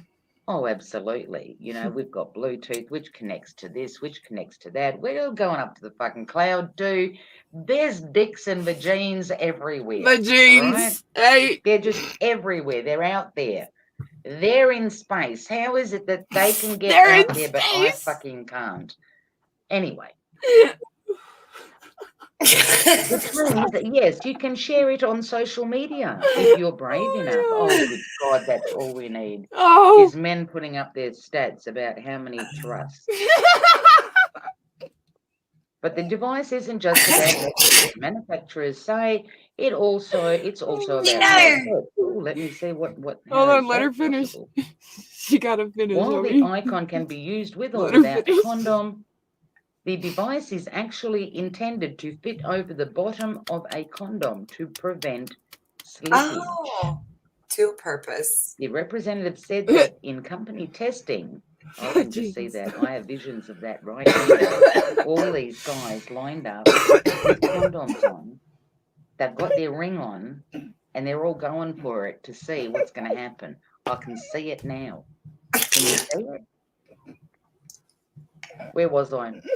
Fucking birth. The representative said that in company testing, the icon kept the condom in place more successfully than just the condom alone. British Condoms is also touting the icon's ability to detect certain sexually transmitted Ding, ding, ding, ding. We got a winner. Chicken dinner. The device is supposedly Now capable you of know. detecting chlamydia and gonorrhea if it comes into contact with them. Wow. It alerts the Wow. user about STDs when it lights your dick up with a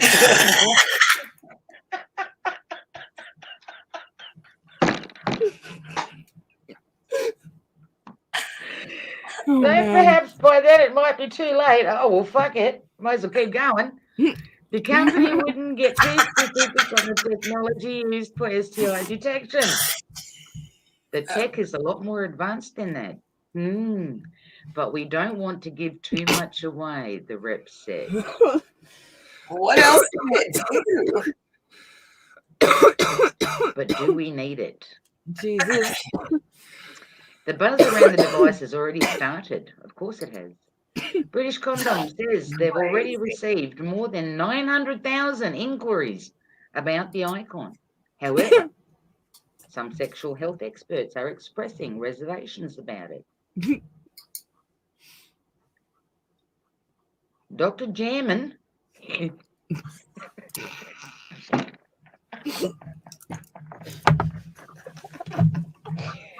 Where do these people get their names? Dr. Jammin. I don't even remember her name. Danger. But I can remember her last name. It was Bree. This one's Dr. Jammin, a urologist and sexual health expert at Orlando Health in Florida, told Healthline his first impression is that the name is deceiving. There may be some guys that think this smart condom ring substitutes for a condom, which is totally not the case. He's not the only skeptic. Other sexually active males interviewed by Healthline also expressed confusion about the smart condom. You mean you don't know what to do with it? Actually, being a condom accessory rather than a real prophylactic. Jammin also raised a number of other concerns. The single size of the icon could prove too tight or too loose for some individuals. Cheers, In both throw cases, me the go. device could prove to be an annoyance, lowering pleasure for both parties involved. British condoms say the band is flexible and should accommodate men of all sizes. Oh. Bringing metrics into Caesar, the bedroom chef salad. One size fits all. problematic. While certainly there'll be plenty of men out there hoping to beat their Caesar previous salad. thrust record, turning sex into a competitive sport doesn't sound, well, sexy. Why would any Men guy see ever the want to loss fuck of a girl thrust again? as a marker of Why would he ever manhood. want to do that again? They may try to engage rougher sex, which may not be safe for the female, said Jammin. His name fitting quite well with I like fucking the old-fashioned way. I don't know While about novelty of the product may be fun, Leather bed. I just thought this was hilarious, dude. Both British Condoms and Jammin agree that the product is getting people to talk about sexual health, pleasure, and safe sex. Oh, Jesus. But when it comes to using the product, the icon certainly won't be for everyone. The best sex, in my opinion, is when your mind is free to enjoy the pleasures of intimacy. You know, you see a lot of things going wrong. Whether your penile temperature is right or your velocity is strong enough, said Jammin. Jammin. The icon will debut in January. It's expected to cost $90. Let's see, that's January of this year. Or last year, or if it's out already, because I want one of you guys to go out. Oh, here it is. I did update it on the 27th. She found it. 2017. It's out there. So I would really like one of you guys, okay, go out there and purchase this thing. Go out there and purchase it. All right? To know what it's because like. I want you to test it and I want you to put your results up. I dare you. If nobody has told her, this is Perth Observer. I'm gonna drop the link in the chat, you guys. The mysterious illness. Make sure you guys that's totally yeah, love that lady. She's fucking awesome. Well, first, I had a thought. Well, I had a few thoughts, but one of them was I had this thought when she was saying all of those things. So she's reading off all the things that thing did, right? Then it made me think of Rocky Horror when they're like, it slices, it dices, it circumcises, it even cuts julienne fries. I was like, That's funny. but can it cut julienne fries? I don't think it can. I didn't see that. And then I was thinking, well, if it could be doing all of those things where it's like gathering all that information, that what it could be doing is maybe making like the perfect sex robot, which then got me thinking about, share my screen right here. Share my screen right here. Let's see. Do you remember that movie? Jude Law as a sex robot. Yep, I remember that. I do. Knew everything about her. Do you remember that? Yeah. He just said he knew what the woman wanted. How fucked up is that? That's what I'm hearing. Like, you're gonna know exactly what I want. What happens. That's what's gonna happen in the next 9 years.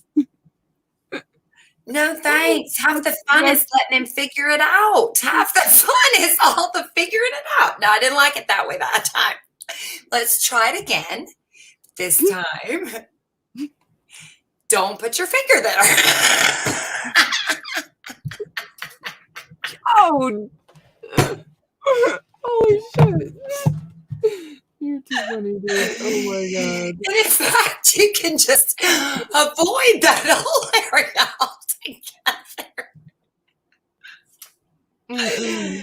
Oh, Jesus.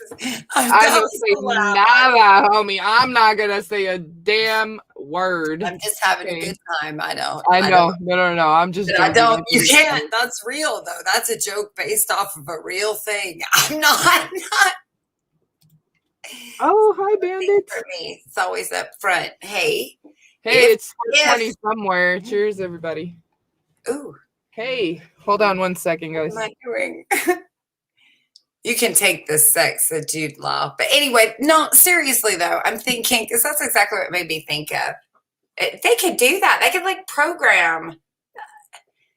You just put something inside you. Bloop, I'm done. And then what do you even need that for? Because then eventually I'll have a thing in my head and it'll just be like, it'll just give me an orgasm every now and then to keep me happy. I'll be like, ooh, we'll call it like the shivers or something. I'll walk around and go, ooh. And they'll go, did you have the shivers? Ooh, shiver me timbers. And they'll have new names for it and stuff. And it'll have weird little, I don't know, Oren. I see your comment. I see that one. Asshole, that Perth Observer's funny.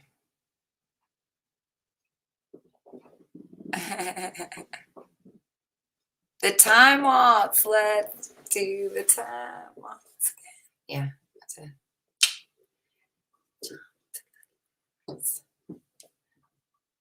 I played Columbia for like a year.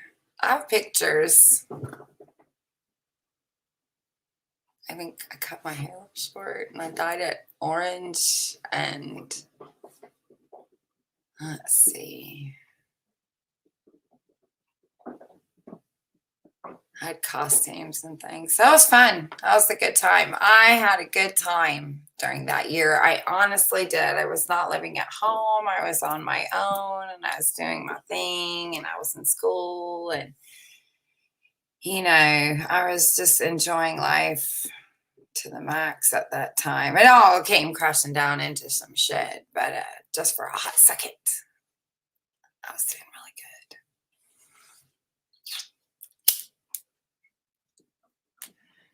I think for me, Oren, I can't speak for Mother Nature, but for me, I look everywhere. And so I'm not paying attention to the chat because if I look at it, then I'll be reading it. And then, because I'm very forgetful, I will forget that I haven't looked at the chat. And then I'll go, shit, I should go see what everybody's doing in chat. So I've been neglectful and didn't mean to be. So maybe that's what happened. Oh, Ulick says he hasn't seen any. All right, thank you about that. Sorry, something came up. No. We're just chilling. I can go ahead and pull you a card if you're interested. Normally, nobody's blocking comments. What it is I only have literally 2 moderators on this channel now, besides like the bots. You know what I mean? And so the only person that can approve comments is me, besides those 2 moderators. And so what's happening if there's somebody cussing or something like that, YouTube's chat normally automatically moderates that shit, and you have to approve it unless you're a moderator. I know what I mean? Talking about. Yep, I know exactly what you're talking about. So then you'll go in and you'll I got it. Yeah. And so nobody deleted nothing. Just letting you know. Yeah. I'm the only one that can really have the authority to do that, besides Native It'll Grammy. just pick somebody randomly. I turned it off eventually, but I understand why. I don't have. I would put it on if it's on. Yeah, no, it's on right now. But it's YouTube's moderation. YouTube moderates everything. YouTube has an algorithm, indefinite algorithm. That's what ends up, especially during this virus pandemic bullshit. There's a lot more algorithms controlling all of everything when it comes to YouTube. You know what I mean? Seriously. And so that actually makes it to where it's, harder to fucking figure shit out. That's why a lot of people end up having what is it called? Appeal or contest their fucking videos getting taken down if they don't want it taken down. I don't know. Just saying.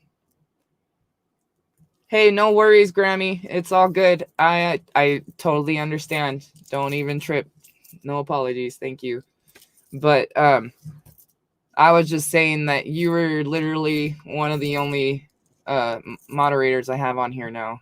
And if you don't want that, it's all good. Just let me know. I'll take it off. I don't care. But I figured, I don't know. What's up, Chad? How you doing? Mary Jane giveaway. Cheers, homie. Anyways, Mother, may I? Sure, Patrick. Let me go ahead and are you still there, Joan? I'm sure she is. You are? All right. Yes. Do you want to finish talking about what you were talking about? I don't even remember what I was talking about. So, no. All right. Well, then I'm going to share. I'm going to share my thingamabobber. It's kind of funny. I'll find another article. I want to see a thing. Yeah. I don't know. Anyway, I do want. No, wait. I do want to say something because go ahead. Jude Law sex robot does not sound like such a bad idea. He's pretty hot. We're gonna talk about that on another stream or offline. No. Do you know something? Anyways, Go ahead, what were we gonna share? We'll talk about that next time. No, I'm just kidding. Hint, hint, wink, wink. No. Say no more. Nudge, nudge. I'm just kidding. No, I'm gonna show you. I'm kidding with excitement. Show me the meaning. Ooh. All right, here we go. Here we go. And it's going to be tight. If you've ever wondered what a chimpanzee would look like without fur, you can wonder no longer. Oh my God. Some animals are born hairless, others lose their hair for other reasons, including chimpanzees. Whoa. They suffer from the autoimmune disorder alopecia. Woo. This causes hair loss and also occurs in humans. To say they look terrifying is possibly an understatement, as the muscle-bound chimps strut their stuff both in the wild and in captivity. And for those wondering how strong they really are, it's quite obvious underneath all that hair that they are a muscle-bound beast. The fuck? With That's a like a body goiter not under unlike that one's of the neck. Did you see Incredible that? Hulk. The pumped up chimpanzees don't look anything like their hair-covered counterparts, who appear positively friendly in comparison. It's quite surprising the difference a lack of hair can make, don't you think? Considering the physique that is hiding underneath the chimpanzee's hair, it comes as little surprise that biologists say the aggressive jungle creatures are at least 4 times stronger than their human cousins. Although our closest living relative, sharing between a whopping 95 to 98% of the same DNA, when it comes to muscular strength, there really is no comparison, with the chimp coming out the clear winner. And when you look at pictures and clips of chimps in their almost naked form, it's hard to disagree with the experts, isn't it? Before we go on, like this video, smash the subscribe button and click the notification bell right now, or this centipede will crawl on your face when you're sleeping. Oh no. Here's the link to the video that we're watching, by the way. Number 14, purple grape agate. It might look like a grape, but don't try and bite into it, or you could be going away to the dentist quick smart. The purple grape agate looks like a berry, but it's anything but. It's actually a gemstone, or a crystal to be precise, and a healing one at that. Considered a powerful fire element used in the south area of a home, it is used in the devotions to several goddesses and acts as a psychic stimulator and protector. Found on the Sulawesi island of Indonesia, the agate forms in clusters that resemble a bunch of small grapes. Their color, too, adds to the confusion, ranging from pale to deep purple and even green. Dark and very sparkly agate is the most desired and fetches the highest prices. The crystals are relatively new to the market, first exported from Indonesia around 2015. Outside of amethyst and some fluorite, purple minerals in the natural world are limited, hence the increased popularity in this gemstone. They are mined in an area of rugged, jungle-covered mountains in the northern end of the Manakara mining district on the Sulawesi island from within pockets of blue-gray clay in a weathering andesite bedrock. It is hard work carried out in difficult terrain and always by hand, as only the specimens near the surface are collected. Number 13, albino turtle whose heart is located not inside, but outside its chest. They might be beautiful and create a lot of public interest, but baby albino turtles are very rare, with the sulcata breed most likely to be born with the condition. They are also considered endangered, but do tend to live longer than other albino animals on the planet, so that's at least one bonus. Albino turtles are not always white, they can sometimes be red. Imagine that, a red turtle. And one born in New Jersey in 2019 has even more to boast about. She was born with her heart beating outside her body. Miraculously, she has defied all the odds and continues to thrive. Named Hope by her owner Mike Aquilina, she shares a similar condition to one that affects about 1 in 126,000 births, ectopia cordis. So not only is she pure white, but she has a rare life-threatening condition as well. It's no wonder she was named Hope. With a one-of-a-kind condition like this, there are really no guidelines to follow. Poor Hope must be kept isolated from other turtles and is handled as little as possible. How sad. Number 12, invisibility cloak. Let's face it, when you ask children what superpower they would like to have, quite often they say invisibility, and they're not alone.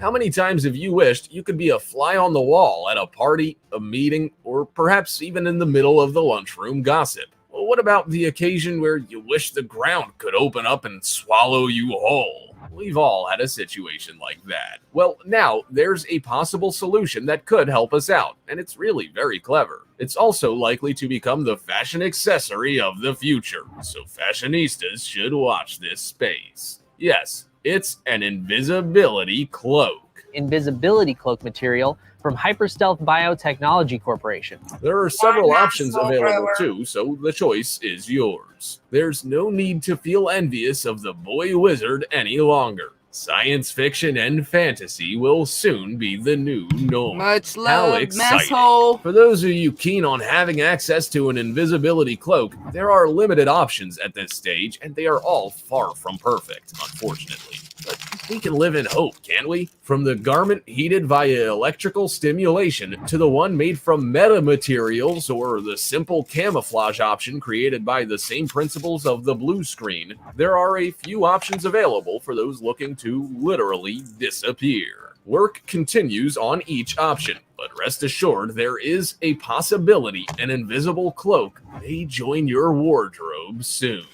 Number 11. Car in disguise. When it comes to new vehicle designs, some manufacturers go to great lengths to keep future models under wraps, and who could blame them? There are many who have suffered the consequences of releasing their designs too early. The techniques we've developed for our camouflage come from our own experience. Only for a competitor to beat them to the punch. So now they don't take any chances. In fact, the art of automotive camouflage has evolved significantly in with some intriguing examples, including a car sporting an unusual Viking helmet to keep its real identity under wraps. Some also see it as a form of promotion. With prototypes tested on public roads, it's the perfect opportunity for manufacturers to advertise their latest look, albeit in disguise. Vinyl wraps with psychedelic swirls and fully amorphous blankets distract prying eyes from the exact curvature of the metal panel work as the latest models take to the streets. It's all very cloak and dagger, don't you think? It's certainly an intriguing idea of the vehicle manufacturing business, with Bentleys designed to look like Mercedes and Toyotas covered in what look like compact discs, to the Hyundai sporting a black bra and an Alfa Romeo covered in gaffer tape. You name it, these guys will try anything to keep the mystery alive. And with the car market worth literally billions and highly competitive, it's easy to see why. Number 10. Bubbles Net.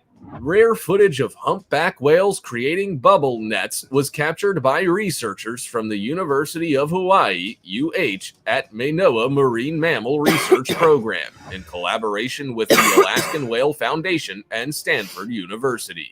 The footage of the whale's unique behavior was captured by 2 cameras, a drone hovering overhead and one attached to the whale's backs. It is considered groundbreaking information and helps give some indication into how these mammals can manipulate their prey for capture. I think that's pretty dope. The humpback whales are seen blowing streams of spiraling bubbles to create bubble nets. Their prey is effectively caught in the net, unaware they're about to be captured by one of the largest predators in the ocean. Whilst for humans, blowing bubbles at the dinner table is considered impolite, for humpback whales, it's pretty much a necessity and a clever ploy to trap their dinner. The footage, captured in waters near southeastern Alaska, shows the feeding whales swim through the center of the net and gulping down anything caught inside. That's ingenious, isn't it? Number 9. That's pretty tight. Skating on thin This ice. is pretty nuts. For Swedish ice skating enthusiasts Henrik Trigg and Martin Agni, skating on thin ice doesn't mean stop what you're doing or else. It means it's time to hit the ice. To some, it might seem a little mad considering we've all been taught to be wary of thin ice. But for this pair, it's what they love to do.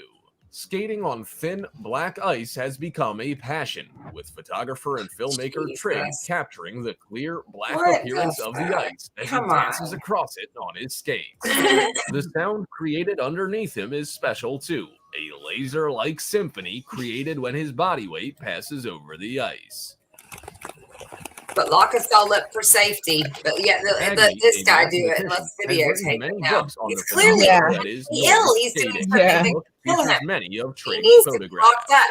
They have been skating I for wonder if he wears a decades mask. and understand the intricacies. My ass is involved too in fucking skating big on for that such shit. thin I ice. fucking step A on the skill ice and it go effectively put just chunk. begun. Like, Oh, I'm whatever. done. Both Oh, men you don't enjoy even the know. ultimate Hey, thrill what that up, wild ice Leo? skating Look, gives them, if you're calling it the stupid enough holy to grail take your for adrenaline rear end out there in the first Chris place, and then Aggie you travel deserve an to go average of down. between 40 to 50 I kilometers tried on to a tell you, typical didn't I day, tell you? describing their No, most go enjoyable eat. conditions You as didn't. I virgin didn't listen, and now look at just you. thick enough Fuck to that What am I shit. supposed to do and now? Fuck You're going that to why go shit. get a doesn't it work? branch? Nope. Well, luck would have it. It's the water Nope, underneath not it me. that makes it relatively safe. Like an ancient Nuh-uh. Roman You have arch I am gotten not. yourself the in a sides support predicament, the top. Mama. Right? Of course, the I ice am not gets pimping too that thin. shit. Hell Then no. you might take an No, unexpected thanks. dip I in would the stop you from freezing going. waters. I wouldn't even have gone with you. I would have Number gone, look, 8. girl. Right? Ancient windmills. Fuck that, Jerry.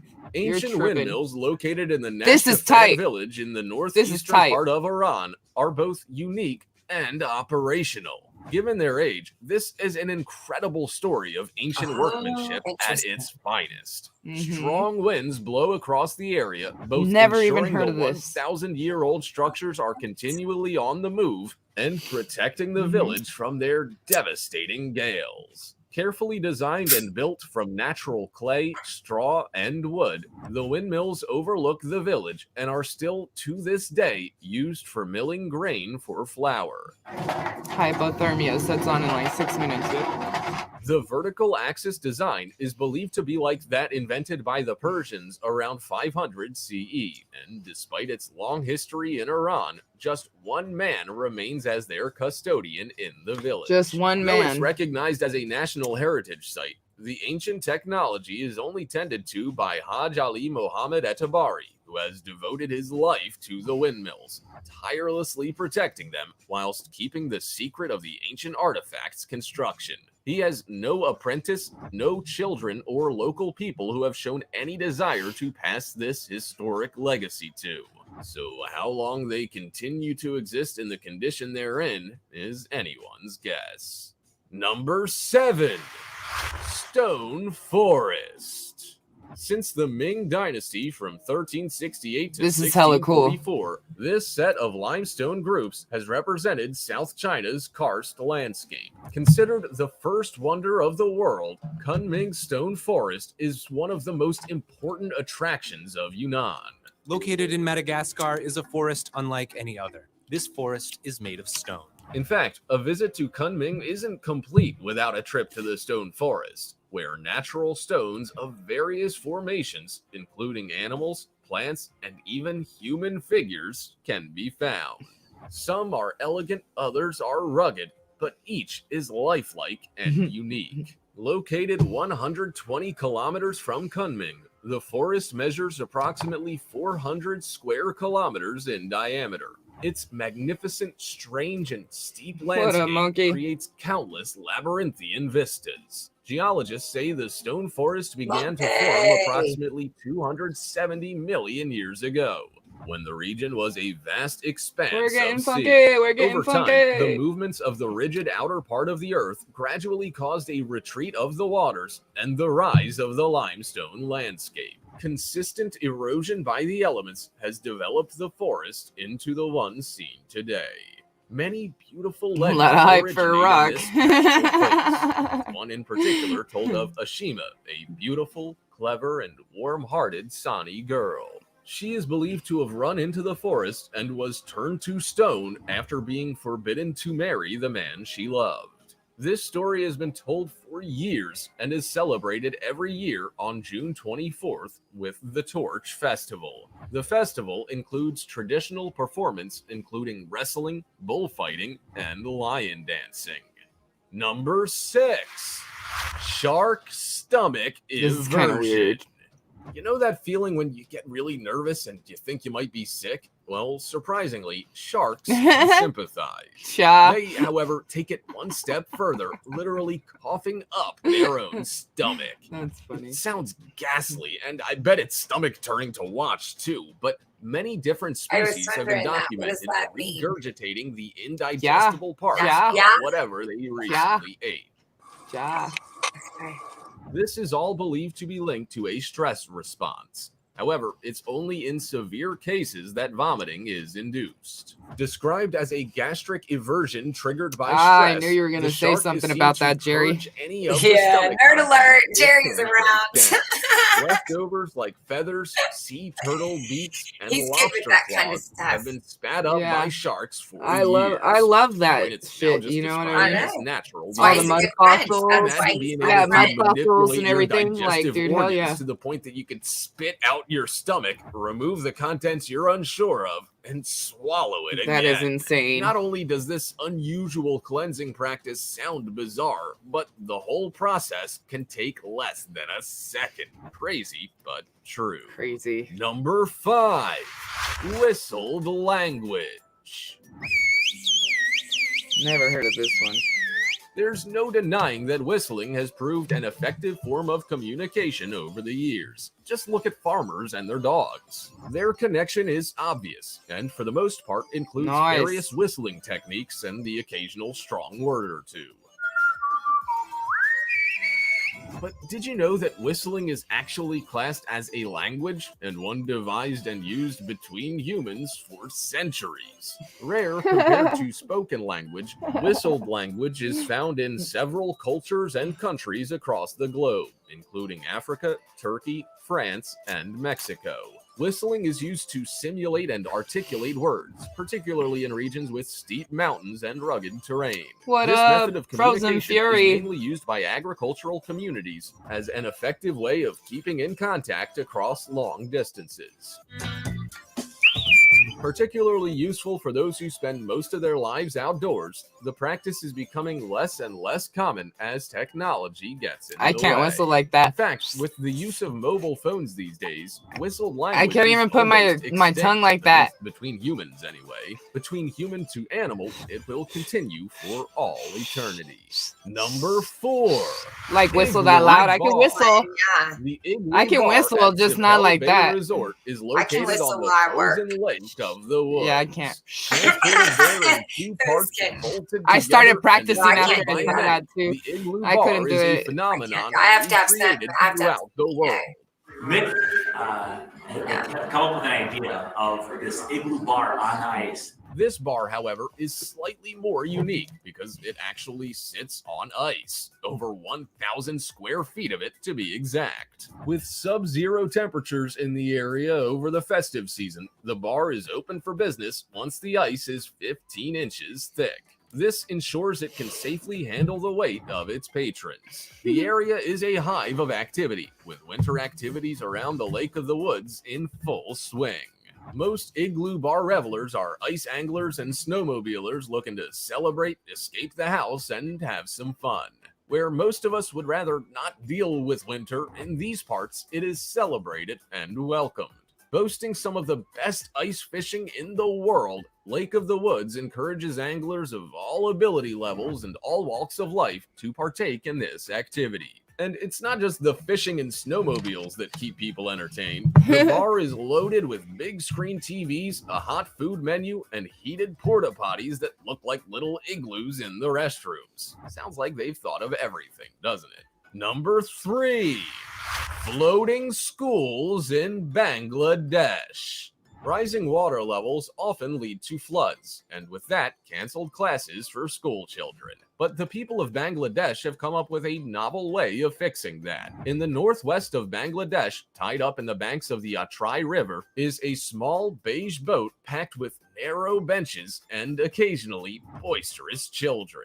29 third graders fit into this narrow vessel, sitting shoulder to shoulder and facing the blackboard, all ready for Without a a day of doubt. learning. The boats are the brainchild of a local charity who, having seen the challenges that teachers face in resource-poor communities, decided to do something about it. Not only do they have to deal with funding constraints, outdated textbooks, and overcrowded classrooms, they also have the constant worry about monsoon right, rains. Evan. Flooding is so common in Bangladesh that often students can't even make it to school if, in fact, there is one. The new classrooms are easily accessible, with 23 of them now floating all year round, ready and waiting for the children to enjoy their standard primary school classes. And what's more, the service is free. Number 2, Calbuco Volcano. Classified as a very explosive volcano, Calbuco is known to have erupted 36 times over its history, 13 of those in the 20th century, with the first in 1906 and the last in 2015. The volcano is located 49 kilometers from the city of Puerto Varas and 69 kilometers from Puerto Montt, and shares its name with nearby Calbuco Island, as well as the city and commune of Calbuco.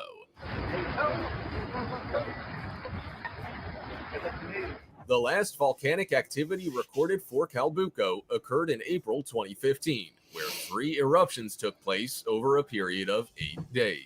The first lasted 6 hours and generated an ash plume that rose over 15 kilometers in the air and drifted north and east. Several roads and bridges were impassable due to all the ash fall, and scientists flying overhead observed ash emissions from at least 6 vents. The second and third eruptions prompted the evacuation of about 5,000 residents within a 20-kilometer radius of the volcano. People were also warned not to go anywhere near drains due to lahar hazards. International travel was disrupted, with ash from the eruption reaching southern Brazil, prompting the cancellation of flights in and out of Santiago, Buenos Aires, and Montevideo, among others. Some houses in the area also collapsed from the sheer weight of the ash landing on them. Many further international flights were canceled or delayed before the seismic activity began declining. However, it wasn't until August that life began returning to normal. This event was the first for Calbuco since 1972, so the volcano certainly seems to have made the most of the occasion. Number 1, moving house tradition. When it comes to moving house, we either pack up all our belongings ourselves, hire a U-Haul, or call in the professionals. Thank you for But asking. one Malay community have an intriguing tradition that involves moving by hand. Now, it sounds a little extreme, and trust me, it is. Instead of moving to a new house in a new area of the village, city, or country, they literally move the house. If you're sick of the area you live in, but still love the house, it's the perfect solution. You simply gather up your nearest and dearest, hold hands, and transport your home together to a new destination. You hire Obviously, Uber to the pack your process things. is restricted to wooden homes and no That's doubt those funny. of the smaller variety, but it is a tradition that has long been forgotten and rarely practiced by the current generation of the Malay community. The tradition has been occasionally revived by the organizers of the Lifting and Carrying Wooden That's Houses crazy, huh? program, who have been known to get together to shift houses even just a short distance. Yes, Never it'd be heard of that handy one, if you huh? felt your home wasn't quite catching the afternoon sun, but what about the pipework? Let's hope a plumber was on hand. From the strange to the truly bizarre, there are a lot of things us humans have never seen, much less ever thought existed. There are also many things we've never heard of, like the fact a certain shark species vomits up its own stomach contents, or that there are such things as floating schools in Bangladesh. Crazy, Imagine? huh? Also, check out our other cool stuff All right, I showing got up on it. screen right. I found some fabulous headlines. You what? Found some headlines. I found 3. We can pick which one we think is the most intriguing. Okay, And sounds good. I'll read that one. Okay. So I have 3 here. It's on the same page, but I thought it would be cool. We could decide which one we wanted to read. So we have a New Jersey High Court overturns a conviction over the Shining reference, which I find interesting. So they overturned a man's bank robbery conviction because of the prosecutor's reference to a classic horror movie. Or a couple celebrates their 73rd wedding anniversary with some vaccines. Are you serious? Their first coronavirus vaccine. Yeah, Noel Jean Record is his name. He's 93. No, the first Noel Jean record, and Virginia Virgin record. Virgins. Wow. It's cute. Like when they do that, that's real adorable. 93 and 91. And then the other one is, let's see, police. A thief berated a mom for leaving her kid in the car he stole. So you can think that was cool. You know, I'm trying to steal your car, lady, and you left your fucking kid in it. Ruined my day because now I got to deal with this. See? So what happened? Did you get a follow-up? What happened? I didn't. Is that the one we want to read? I don't know. What's the next one? All right. I think we need to go from what chat says on what they want to hear. So you guys get to pick A, B, or C. Yeah. 1, 2, or 3. Well, it just said, okay, so this sounds interesting. Okay, so in Beaverton, Oregon, a car thief, shit. Give me a second. Ow, fuck, that damn thing is hot. You didn't work for days, now you're trying to burn my fingers off. Okay.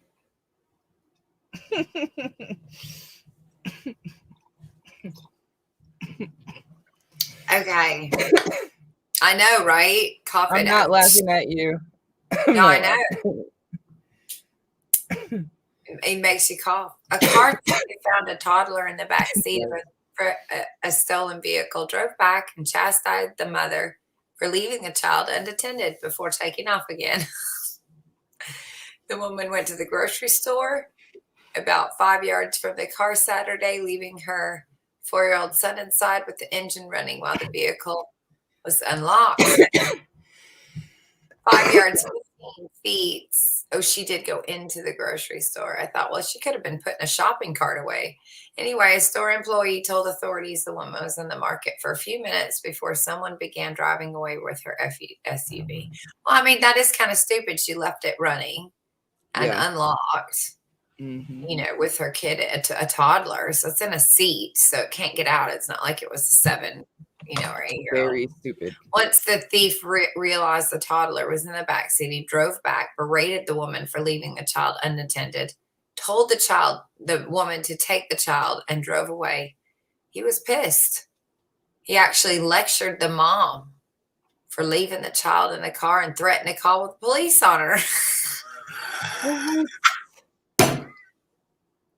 Are you serious? I knew you were gonna say some shit like that, dude. That's fucking tight, in my opinion. I'm not gonna lie. I think it's great. This motherfucking, he had a good conscience. He just was in a tough spot and fucking didn't know what to do. You know what I mean? So, just saying. Okay. All right. You gotta think about it like from their perspective for a second. And so they really did have a good conscience. Like maybe they were strapped for or some stupid shit. They have an addiction to stealing cars. Who fucking knows? You know what I mean? Take them in an amusement park and they can go steal all the things they want and pay for it. Yeah, but they see the baby in the car. They're just like, what the fuck is wrong with you? I thought I had issues. You know what I mean? You know, and exactly. So he was pissed. He was pissed off about it. Yeah. Ruined his day. And he said the woman did nothing. Henderson said the woman did nothing wrong and was within sight of the child. He said the incident served as a good reminder to take extra precaution with children. And then, that thing you just brought up, they're trying to keep your kids. Obviously, well, thankful. He brought the little one back and had the decency to do that. Vehicle was found a few hours later in Portland, but police are still searching for the thief. The suspect was said to be in his 20s or 30s with dark brown or black braided hair and a multicolored face mask. Dude. Well, there you go. Look, he could have been a sick mother. He could have been a sick motherfucker. Listen, he could have been a sick motherfucker, and he could have saw that as an opportunity, as like, oh shit, look, I just came up like as a 2-in-1. You know what I mean? And it's like, what the fuck, bro? You know, it could have went the complete opposite way than it did. Right? I don't think Homie could have been a fucking pervert and been like, oh shit, now I got a kid here too, and taking advantage of the situation. But instead, he didn't. So you're trying to find I see what you're doing. Yeah. Sneaky girl. You're trying to find the good in the guy. I am. I always do. Yeah, he's just a dirtbag. But he is. But still, that's what I'm saying. I'm not trying to excuse him for doing it, but I'm trying to say, like, at least he wasn't a fucked up motherfucker as bad as he could have been. You know what I mean? He had some kind of a conscience. Yeah, he wasn't gonna go and hurt a kid. Yeah, but listen though, the mob has a thing. The mob has, I've seen it in the movies, so I know it's a thing, where he says, look, I'm gonna have to break your leg. Okay. Now please don't make me have to break your arm in the process.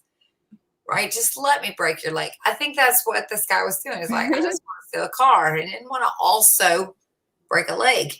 Yeah. You know, steal a kid. I was only trying to commit one crime. Don't make me kill you. Yeah. I just want to break your legs. Mm-hmm. My dad used to say, if you just hold still, oh man, your hands. Yeah. What's up, Cinnamon? Actually, that wasn't my dad. That was my mother. Gary wanted you to scroll back down to those bitches in yoga pants. Oh, I should have. Oh, it's been replaced by the I knew somebody was going to say something. No. Oh, it'll be back. It'll be back. Let's give it a moment just for Jerry over We're there. on a cycle there, mother. Yeah. He wanted that part. That part? No. That's how they get you. Side fruit. I know, they're just like, whoa, hold up. Now we're sitting here. Now we're sitting here. Oh, now we can't even see it. And we're gonna watch for a fucking ad. We're watching for ads. What the fuck? I'll let you watch it. Well, where did it go? I don't see it now. Dude, it's gone. Fuck it. I don't want to see no booty anyway. It wasn't that great. Yeah, they saw it. Yeah, they did. It was a momentary thing. They got lucky. All right, they got lucky. They got to see that shit on here. I'm just gonna say that. What is this? A Walt Disney? And I got twins. Then I got an aunt. What is the world trying to tell me? What the fuck is happening? Shit, a fucking monkey. Anyway, you ever notice? Hey, you ever notice when you're talking about something that shit ends up popping up on your fucking phone? Like, have you ever had that happen to you? Like, something will pop up. It's happened to me multiple times where something will pop up out of nowhere. And it's talking about whatever I was just talking about with my girls, like trying to buy something or something like that. And it'll pop up on my phone as an ad, like, what the fuck? So serious. Not even joking. Oh, did you hear about all the locusts that are going to be coming? Oh, Lord, no. All up on the East Coast, dude. There's going to be like a plague that have been fucking underground for like 10 years. Every 10 years, they unbury themselves. I guess they bury themselves for like 9 to 10 years. Yeah, the cicadas, yeah. And they're gonna they're coming up this spring. Yeah, but they come all the time. This isn't new. Yeah, but I mean, there's gonna be an overpopulation of them. Like, they're gonna fucking probably attack crops and shit, if you think about it, you know, because they come through, and I heard they're very destructive. They're gonna tell you all those things because it'll work. Well, I don't know. I don't know about cicadas. No. That's why I bring it up. 40 years old. What are they? I know they're like locusts, right? Well, they're cicadas. Yeah. I mean, they're, you know what we used to do with them in Arizona? Do you know what you used to do with them? So they get on my grandma's olive tree. They like certain areas. My grandma had an olive tree in her yard, had great branches to climb on. And the cicadas, when they come out of the ground, they would get up in the tree, and then they would pop out of their shells and become the little flying things, and they'd leave their skins on the olive tree. Yeah, that's what they would do in Vegas too. Yeah. Yeah. And And you they could had go get their sticky legs. carcasses then and like pinch them a little bit and fucking put them on somebody's clothes and they'd stay there and freak them out. And yeah, I know exactly what you're talking about, dude. Okay, so that's what they are. They're locusts. All right. Yeah, that's what I thought. All right. Thank But you. they're going to tell you they're Armageddon and biblical. They're going to show you a No, few. I They've been get through that. I Vegas get before. that. But I just found out that they're like Yeah. they've been underground for like 10 years. I'm like, what the fuck are all up and down the East Coast? I'm like, God damn, I didn't know about that now. You know, that they stay they're kind of underground fun. like that. Neat. They don't hurt you. Yeah. But you know, be prepared for them. So don't fall for that trick if you come No, I across got them. you. Don't let your friends I fall got for you. it too. Show them Yes, that that's thank you. something that's normal. It happens all the time. They're fun when it happens. If you're a kid, they were fun when they pop out. It was a good time, you know. Dude, But yeah, I hate mean, it, you get bro. a lot of them that come out. I would hate my brothers because of that. My brothers were such assholes. Well, and the thing too about those cicadas, they're very loud, so they sound like screaming or whistling or something. Very loud. They're sound like to always them. They're very chirping in unique, their own especially- way. I know what you're talking about. It's it's locusts. I know, throughout the whole day. And it would happen really bad. Can't stand Yeah, that. right. It would happen really bad in Las Vegas during the summer when it would be really fucking hot outside, dude. Hell of fucking hot. And you just hear them all day like you know, like just do you know what I'm talking about? Like that fucking yeah. Yeah. And then you know those fucking different color beetles, what are they? Those fucking big ass ones people like to catch. And There's a lot of people. they tie them on I a like string. The June bugs. Them motherfuckers are scary. I don't like using that word either, but I hate flying bugs because of my hair. You can't feel when a fucking bug is in your hair. Yeah, You know what I mean? And my hair smells kind of decent, you know what I mean? So I'm yeah, always scared asshole. he's gonna get. But see, actually, my hair is kind of better because when it's like before it was dreaded like yours. If a bee came in, your hair could whip around and wrap it up almost like. But in my case, it would just land on one, you know, and somebody could just go. Right. Yeah. All right. So I have this article too. A report came out the other day, January 23rd, my birthday, that a naked Florida man crashed his police car.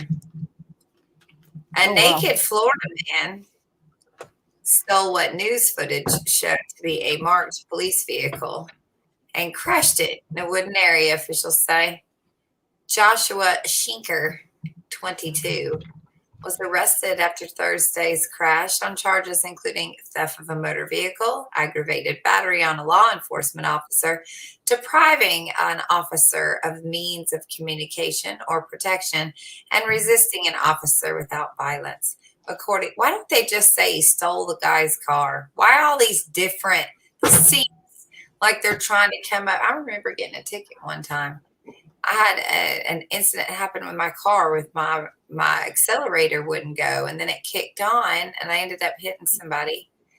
And I did everything you were supposed to do, so I left the scene of the crime. I didn't have time. I was in a hurry. Nobody was hurt. My car worked. His car worked. It wasn't going that fast. It was like less than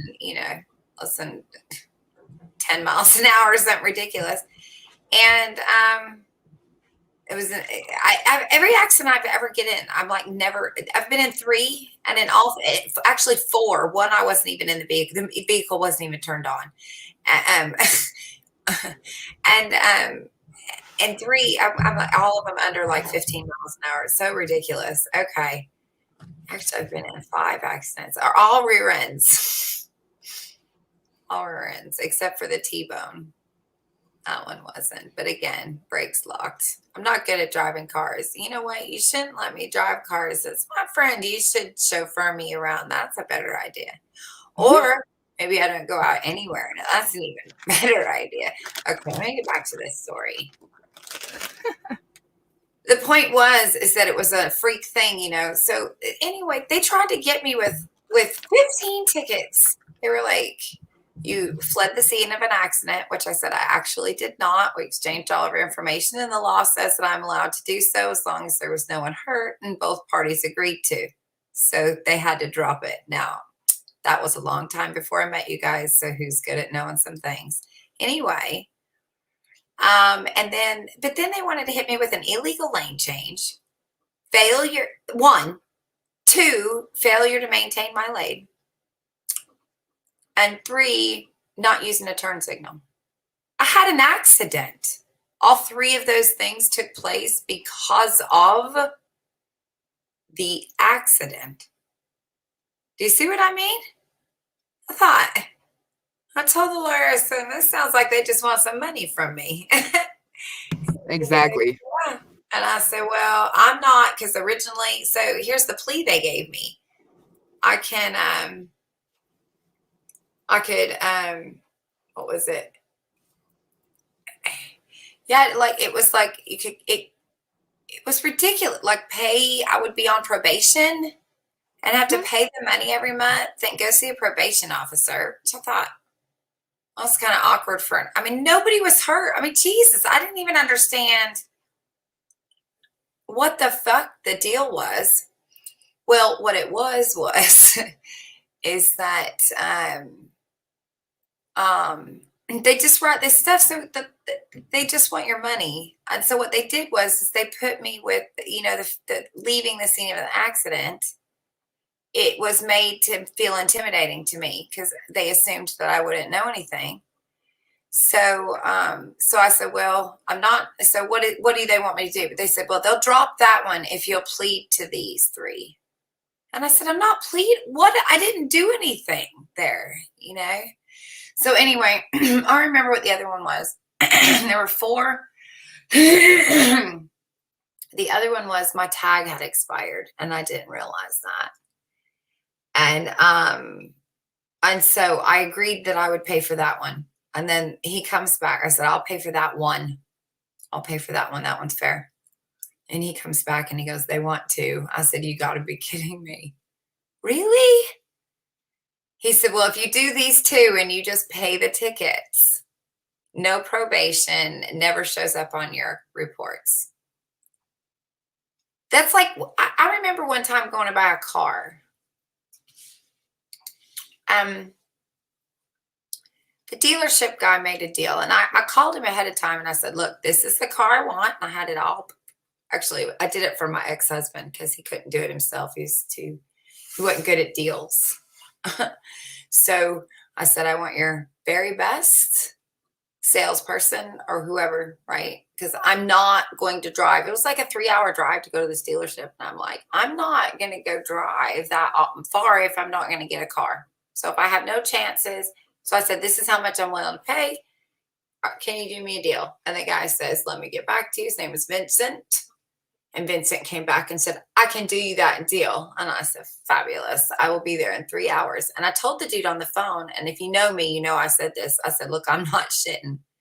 I will be pissed if I go down there and I don't leave with a car. So please, for this price.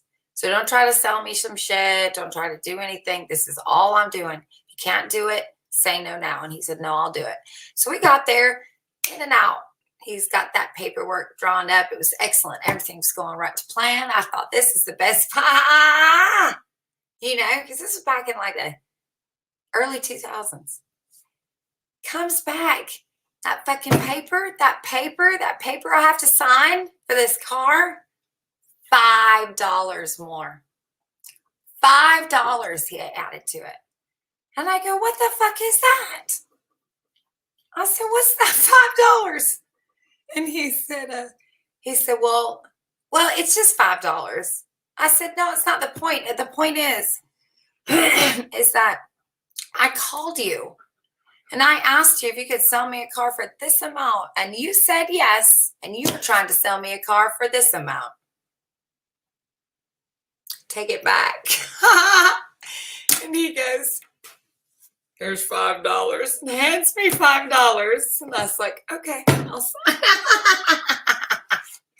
Same shit here, girl. You don't even know. You don't. How I'm a crazy Scorpio. is that? They will Right? screw you. Yes, 100%. Every time. You're just like, you can't, not even $5. You can't just say yes. They can't do it. They just can't. Something won't let them. They want to see if they can push you. How many times that worked? That Especially, listen, especially when you're a blonde female.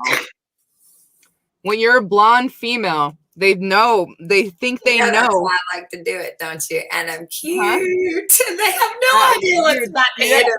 Crack me up every time. I love it. I love it. Their faces, they're dumb. They're like, they can't believe I just said that to them. I made these guys, I told these guys they were going to have to take shit back out of my car. I said, take the shit back out and call me and tell me how much it's going to be. And I'll tell you if I want to pay for it. They just put it all in and then told me, come pick up your car. It's $700. I said, I told you to tell me how much it was. Crazy. I ended up getting that for free, parts only. I was pretty proud of myself. $700. See, it was like $82. I mean, it was nice. Difference. Nice. And then the guy calls me and he goes, I just wanted to know if you wanted me to wash your car. And I said, well, how much does that cost me? And he goes, nothing, it's free. And I said, well, then yes, I'd like you to, if it's free, you don't have to call me. Yes, right. Just do it, homie. I called to see if I can. That was beautiful. That was the thing in my town. My friends loved them. My girlfriends, like you, fucking loved that shit. They all had their own stories. Awesome. What's yours? Tell me yours. I want to hear them. Mine? I don't have any. Mm-hmm. You don't have any moments of awesomeness, glory that you're like, what? I can't believe I did that. I have ninja moments. Ooh, what's a ninja moment? A ninja moment, like when like catching something or like saving my daughters, like I don't know, like out of nowhere you just fucking catch something and you totally did not expect to catch that shit. Like, I don't know, it kind of just happened. I like it that you call it a ninja. Like that's it's a ninja moment. Yeah, rare. I like it. Yeah, that's fun. Cool. Superpowers are fun when you discover them. Yeah, for sure. I don't talk about myself either. So oh, this is gonna be a fun year. Yeah, it is. I already know this. We already know. Inside the minds. Right? Especially the people that end up hanging out, from the start to the finish, dude. They're gonna be like, yeah. If you didn't know, you might know. You might get to know. We'll see, right? No. I got my 8-ball. Oh, that 8-ball is fucking awesome. And yes, I used to have one. I got it. All right, look. Oh, you did? Mm-hmm. I mean, awesome. I had it, but I actually got it out of my chair. Yeah, you went and grabbed it. Another part of my house. Okay, go. Ask me a question. Ask you a question. All right. Wait. Chatland, ask a question to Joan and see if the real 8-ball shall answer. A Scorpio ninja. Hell yeah. That's the best kind, eh? No. Oh, this is much better lighting. Why was I not doing this earlier? Bad lighting on the porch. This is much more pleasant. I'll get this together. Okay, 8-ball. All right, I want to know, when you use the 8-ball, do you shake that bitch or do you just like flip it over? No, I don't like the bubbles in it. I don't either. Thank you very much. Thank you. Ooh, I have an odd question to ask. How many people are in here? I have an odd question 15. to ask. I thought of 15. 15. Okay. Does anybody else not like the toilet paper on the toilet paper roll dispenser? Like, does anybody? Have you heard of the debates about that shit? I like to hold the roll. I don't like it on the thing. Do you know what I'm talking about? Like about the when you have the toilet paper on the roll, if the when you pull the roll down, if that like flap of toilet paper should be under the toilet paper or on top of it. Yeah, I don't like it being on. Do you know what I'm talking? Do you know what I'm talking about? I do know what you're talking about. Yeah. Ninja flycatcher. That's funny. I think I like it over better if I have to pick that. Yeah, that's what I do. I like the over part, but I know what you mean. I don't like it on the roll or on the thingy. Hey, why do you look 29 in that light? I know, right? This is a good light, isn't it?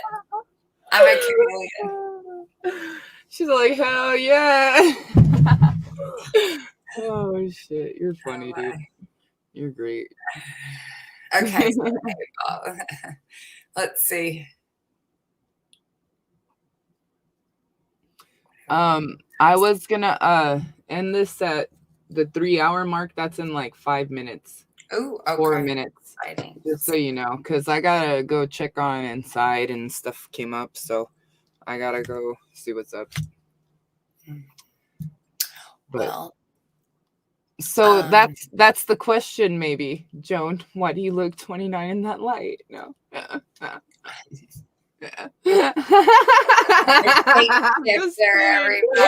just kidding. Hey, that's funny. The Latinas were talking in Spanish and called them out. Yeah, there's been hella times. Yes, that's happened hella times in my life actually, to where I'd be talking, somebody be talking in Spanish, and they freak out because I respond to them in Spanish. You know, they be talking shit. Because a lot of Latinas, that would be super cool to do. Yeah. Oh, at the party store. Okay, yeah. We were looking for a piñata. Ooh, I like it. It was funny. Yeah, I made a huge ass piñata. It was big, almost bigger than like half the size of my daughter on her 10th birthday. And I put tape on that bitch, and adults were able to hit it. So it made me think of making adult style fucking piñatas, homie. Think of that shit. That'd be pretty fun. Think about it. Piñatas. Yeah. Yeah, and having a piñata be able to withstand some fucking adults. Oh my god. You have a drunken birthday party, everybody's having a blast, you fucking get spun around, you try to beat the shit out of this fucking piñata, and it's hard as fuck to beat up, you know what I mean? Like, that'd be fun. Have little shots inside of it and shit. That'd be fun. That would be funny. Like little jello shots or something. Yeah, dude, that'd be a lot of fun, huh? Brownies. Ooh. See what I mean? See? You come up with all kinds of shit, huh? Yeah, for fucking an adult party. You know what I mean? Because, like, you can't get a fucking regular piñata for a kid's party for an adult, because that shit's just gonna fucking, as soon as the first person hits it, that shit's gonna either fall off the fucking string or it's gonna go poof. I love piñatas. I loved piñata birthdays. In Arizona, that was kind of a thing. So you just I come from a Mexican family, homie. Yeah. I know. It was Yeah, we kind of a went thing to there. many. And all my friends had one. They were all Hispanic. Yeah. And they had one for the Mexican, and they had one, and I wanted one. And it was just a normal thing. It wasn't a racist thing. And it wasn't. It was Yeah. cool. And I was the only. Yeah, I was always the only white blonde girl at all the fucking events, no matter what. And then in the beginning, I did not know Spanish. And so I'd go to all these things and all these events and shit and not understand a goddamn lick of anything of anybody saying. And so it encouraged me to learn Spanish. So now I speak Spanish, most of it. I think that's really awesome. I think that's super awesome. I actually taught myself Spanish, and my stepdad, he was in my life since I was 4, and he was in and out of prison most of the time, but he never taught me Spanish or my brothers, you know? And so I was like, fuck this shit. And I used to like Latinos too. And so I learned Spanish. Oh. Mm-hmm. I'm listening. Forget about it.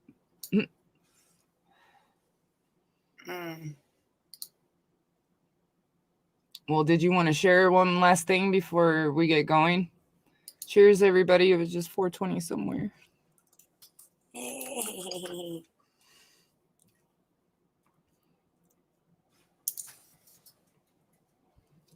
Hang on. No problem. Now I was putting up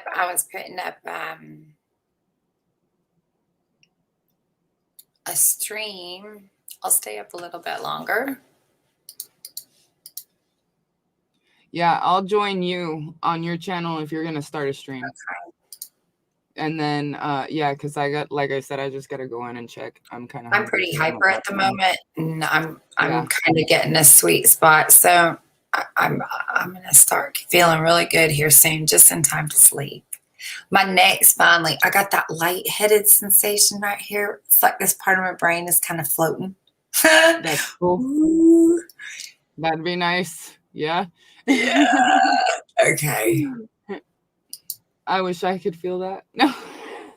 I know, right? For real. Deprived myself a little, so I would feel really good. Right. Okay, so here I'm putting it. Okay, so what I'm putting in the chat though is for the stream yarns. Okay. It didn't go. Ow! Fuck you! Stop it. All right, I didn't.